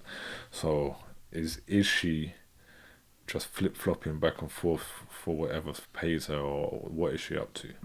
Talking about Candace mother freaking Owens, who is finally free, she says, after being ousted from The Daily Wire. Ben Shapiro and Jeremy Boring's operation, The Daily Wire, has finally fired Candace Owens. Now, they fired her, according to TMZ, apparently, for anti-Semitism. Candace Owens and conservative website The Daily Wire have officially broken up. Friday morning, The Daily Wire CEO Jeremy Boring posted on X, quote, "Daily Wire and Candace Owens have ended their relationship." He did not give a reason on the circumstances that led to this shift. But earlier this week, the Anti-Defamation League highlighted the fact that white supremacist Nick Fuentes applauded Owens' rhetoric on Jews. Owens has been outspoken in her commentary about Jewish... What has her commentary on Jews been? And she's been getting like applauded by white supremacists. That's wild. So let's like reflect on what's probably maybe going on here. Obviously, I thought maybe she's doing pro-Palestine stuff, and obviously people who speak about freeing Palestine and stuff like that often get accused of anti-Semitism when it's not real. But there are also people who are being anti-Semitic, right? She's a right-wing lunatic, and I often have to point out to these people, because there's a lot of people in the right wing and racist white people space who seem to kind of attach themselves to this kind of pro-Israel stance when actually, like, because they want to be anti-Muslims, really. When actually, most of the time, those guys also hate Jews. So it doesn't really connect. So if Candace Owens is saying something against Jews, that actually doesn't make sense. People in politics, in the media, and her support for Palestine. Regardless, based on her latest episode posted just yesterday, the news may have come as a surprise to Owens. Look at that. That's Jessica Burbank, right? I thought she was a TYT. I'm not going to go away. I'm going to use my God-given voice to talk about the things that are important for me. I'm just asking to be left alone, or at least just report the truth. Ladies and gentlemen, unfortunately, that is all the time that we have for today. But don't worry, because we will see you tomorrow for a brand new episode. Anyway, the one thing I do want to mention about Candace Owens really quickly, a white supremacist through and through, by the way, make no mistake. A white supremacist through and through. Tell them. My position on Candace Owens has not changed and will most likely never change. She is a grifter. She is a white supremacist. She is the blackface of white supremacy, 100%. Like, her sole purpose for many, many years specifically was to let really racist white people feel a little bit better about their racism because a black woman was saying the same things that they're saying. So that's definite. Okay, that's something that everyone needs to understand. Candace Owens also was already an anti-Semite before she was hired at the Daily Wire. So make no mistake, she was not fired from the Daily Wire for anti-Semitism. She was fired from the Daily Wire for being pro-Palestine. Now, is she genuine? That probably makes sense. Yeah, of course. Of course they would do that, is what I'm saying. But it also makes sense, like I said, that her being anti-Semitic could also fall in line with who she is. In her pro-Palestinian emancipation, is this another way for her to launder anti-Semitic narratives? Maybe. Okay. I have not listened to Candace in such a long time. I don't know. I would suspect that it's probably not genuine because I think anti-Semitism is probably the more leading interest that she has. So just remember that. The controversial right-wing commentator took to her own X account, posting, quote, "The rumors are true. I'm finally free," end quote. There will be additional quote, "There will be many announcements in the weeks to come." Owens joined the Daily Wire back in 2021. So a little bit unclear about what's next for Owens here. Very obvious she's not with the Daily Wire anymore, and that whether it was a firing or they had a conversation this morning that ended in them deciding to end their relationship, all of the language makes it sound like they broke up and that it was a... It's really interesting. Like what I've said so far, it seems to be the case of what's happened, right? She has now fumbled the bag in the right-wing space she aligned herself to. It relates to what I was saying before about these racist right-wing people, right? White racist people I'm talking about, who align themselves to the Israel cause because it helps them to weaponize something against Muslims. So she has aligned herself to this right-wing space with Ben Shapiro, who's very pro-Israel, right? Very, very anti, very Islamophobic, you know what I'm saying, on that other side. So she's aligned herself with this guy because it has fed her and she's been paid for it because she's right-wing also and fits with him in so many different right-wing spaces. But her anti-Semitism won't actually allow her to hold on to the bag and to keep on side with him through all of this. Romantic relationship. I was just saying yesterday to a friend that it might be the case that Ben Shapiro's keeping Candace Owens at the Daily Wire despite his pro-Israel views to show that even though there was reporting that was pro-Israel, hey, we had this other host at the Daily Wire that was saying something else. I'm going to tweet out, Candace Owens was an anti-Semite before she was hired at Daily Wire. She was fired for being anti-Israel, not making an assessment on whether her pro-Palestinian sentiment is genuine or not. Ben Shapiro has openly defended anti-Semites because of their pro-Israeli positions. Does anyone have that famous anchor? Interesting. So yeah, so he's saying it's okay. Ben Shapiro's actually okay with people being anti-Semitic, but he's not okay with them being anti-Israel. It's very interesting. Coulter tweet. I will, however, celebrate and cherish any kind of like drama happening in right-wing circles because it's awesome. Seems that that's not a strategy at all at the Daily Wire, and who knows if it was their choice or Candace's choice, but curious to see what she does next. Yeah, I mean, based on the fact that she said, see you tomorrow, that definitely suggests that the Daily Wire pulled the trigger and fired her. I think, people who have been following some of the internal feuding at the Daily Wire probably are not super surprised by this. It's definitely the case that Ben Shapiro was very troubled by her views on the Israel-Palestine conflict. He is obviously one of the most pro-Israel voices in conservative media, and they've had public tension around what she's been saying on her show. There was one... Bro, Candace Owens literally said Hitler wanted to make Germany great, okay, before she was hired by the Daily Wire. Please, if anyone comes at me and goes, oh yeah, this is because of anti-Semitism, you can suck my entire cock, okay? You are literally the dumbest person on the planet. No, he didn't give a as long as she shut the fuck up about Palestine. I will never, ever in a million years believe that Ben Shapiro gives a single shred of a about someone's anti-Semitic tendencies or anti-Semitic statements. Ben Shapiro, make no mistake, does not give a about anti-Semitism. In that tweet that I just posted in the chat, I showed you, he very clearly has defended anti-Semites. Ann Coulter tweets regarding Jews, awful, nonsensical. Ann Coulter is also super pro-Israel and always has been, so I won't lose sleep. Oh my God, a trash. She said it was bad for Hitler to go into other countries. Maybe she applies the same principle to Israel. Yes, she does, except in the other direction, if that makes sense. She applies a similar principle. That principle is anti-Semitism. I believe that Candace Owens is 100% an anti-Semite, okay? Die in the wool, straight up anti-Semite. Are you saying Ben Shapiro was anti-Semitic? I think so. Yeah, I don't think that's like that. I believe Ben Shapiro is anti-Semitic in the same exact way that Candace Owens is anti-black. Doesn't give a shit, and just like he doesn't give a shit what happens to Jews in general, as long as white evangelical Protestants are on board. Yeah, I agree. I actually don't have any problems at all with the word nationalism. I think that... That's real, man. Yo, that's why I like watching this guy, because it gives me perspectives on all of this that kind of broaden where I'm already at.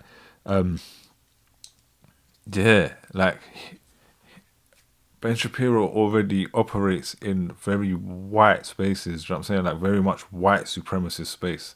And white supremacists traditionally don't like Jews as well. They are traditionally anti-Semites. So he's already both Candace Owens, and Ben Shapiro are working in spaces that are majoritively against who they are themselves. So he can't really care about it that much. It gets the definition gets poisoned by elitists that actually want globalism. Globalism is what I don't want. So when you think about, whenever we say nationalism, the first thing people think about, at least in America, is Hitler. He was a National Socialist, but if Hitler just wanted to make Germany great and have things run well, okay, fine. The problem is that he had dreams outside of Germany. He wanted to globalize. He wanted. He's like, bro, what do you mean? Hitler wanted to make Germany great? So like the concentration camps for communist, socialist, trade unionist Jews, like the Roma people, disabled people, gay people. That's all fine and dandy, honestly. That's fine.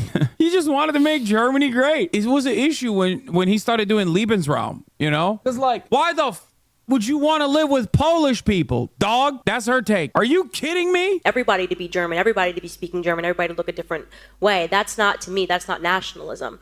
In thinking about how it could go bad down the line, I don't really have an issue with nationalism. I really don't. I think that it's okay. It's important to retain your... Again, I don't have an issue with nationalism while talking about Hitler's domestic policies is insane. Your country's identity, and to make sure that what's happening here, which I think is incredibly worrisome in terms of the decrease in the birth rate that we're seeing in the UK, is what you kind of want to avoid. So I don't have anything I have no problems with nationalism. It's globalism that I try to avoid. Between Ben Shapiro and Candace Owens, Ben is right. If Owens, oh God, Jank loves handing it to like some of the biggest charlatans, I would be on her side. But that's not all she does. She repeatedly said over-the-top anti-Semitic tropes. She was trying to get fired from Daily Wire. Congrats, mission accomplished. Yeah, dude. Except she was hired by the Daily Wire after this video. So it's so weird. Why don't you have a jank accent voice? What kind of voice or accent does he have? I'm strongly reconsidering voting for your uncle. Yeah, even all of that, he's still significantly better as the president in comparison to Brandon. But, you know, of course, brother.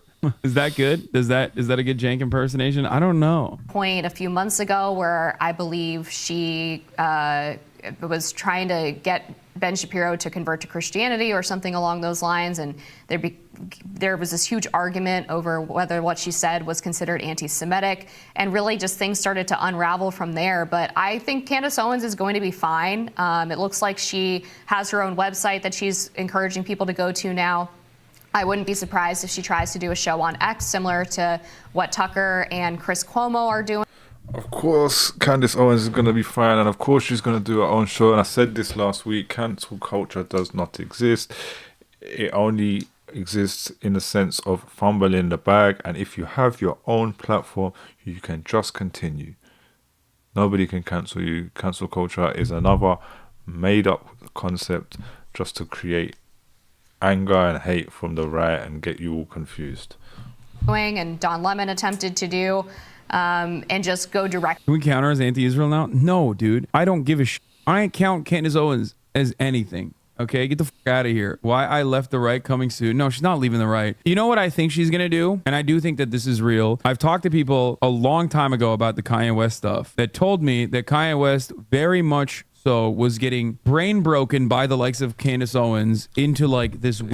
Exactly what I said at the time. Anyone on my Facebook and all that, exactly what I said at the time. And that's why I was so bothered by what was going on, because she was running him and he was just falling for it.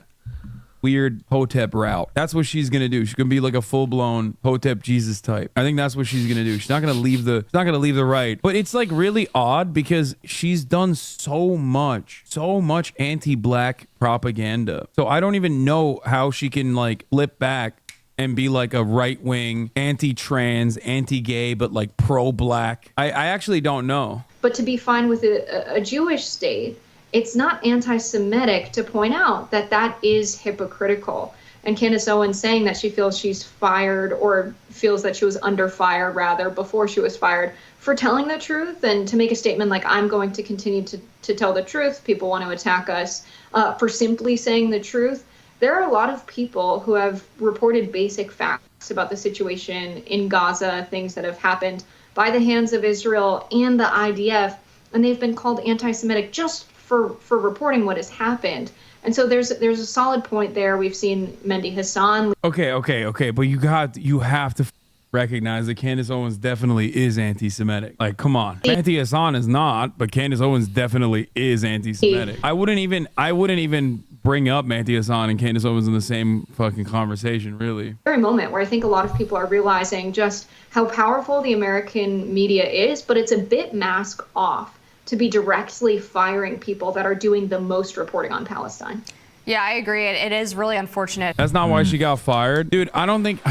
I do not think they fired Candace Owens for anti-Semitism. They hired Candace Owens when they knew she was an anti-Semite. That's crazy. It's like firing Steven Crowder for being racist. Yeah, exactly. It's like, dude, what do you mean? You want to hire him for being racist? The f going on? What has she said that is anti-Semitic?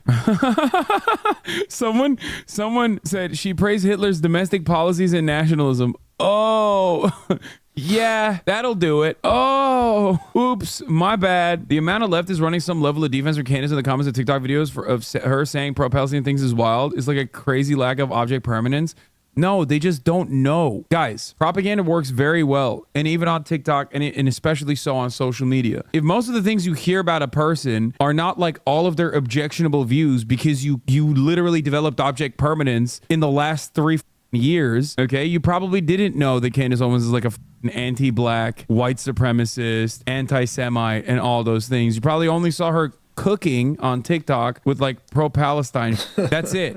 So you don't even like think about it. This is the same exact reason why so many of my clips that make it to like Reddit After Dark or whatever have a litany of comments underneath it like, damn, well, I normally hate a song, but he really cooked here. And the take that they're saying that to is like a take that I've had for 10 years. So obviously it means that like people are motivated by the drama that they see, because actual politics is boring. So as far as the drama goes, especially when we're talking about like how young these people are, they have no understanding of anything. They just only have like seen this new feverish response that is, this new like pro-Palestinian messaging that they recently got on board with. I mean, I'll take it. I am happy to see so much pro-Palestinian messaging on TikTok. It makes me very happy. It fills my heart with joy. But remember that a lot of those people are easily misdirected. It's sad to admit this as a Muslim, but it's like when Muslims ran defense for Andrew Tate after reverting. Exactly. There are actual Palestinians who are aware she's problematic, but appreciate that she... Yeah, the Andrew Tate reverting thing is a bit wild. I've got a lot to say on that, but I need to actually had a video. I had a channel I was going to react to because they were going at Paul Thorpe. It was a Muslim guy's channel. He's going at Paul Thorpe. I wanted to react to his video. I commented on it and he commented back to me. We had a little interaction, but then he had all these other videos about Andrew Tate and I thought, crying out loud, you know what I'm saying? But I was going to react to that, but when I loaded it up, he deleted it, which is interesting. I don't know. And it's annoying because I didn't watch it. I intentionally didn't watch the video. I was commenting just on the headline. She's been talking about this from the beginning. Beginning of what? October 8th? Or beginning since she started her political career? Because her, as far as I know, was never really pro-Palestine before it became like infinitely more popular to be pro-Palestine. It's still not very not very popular to be pro-Palestine. Make no mistake. It has, however, gotten increasingly more popular to be openly pro-Palestine. Maybe I'm wrong, but I've actually never personally seen her come out with a take that I agree with, especially like a pro-Palestinian take that I agree with in the past. Anyway, wishing Candace Owens the absolute worst luck. We are talking about... Yo, I don't know what I've loaded there, but yeah, big up Hassan Abi. He always seems to get it right in my eyes.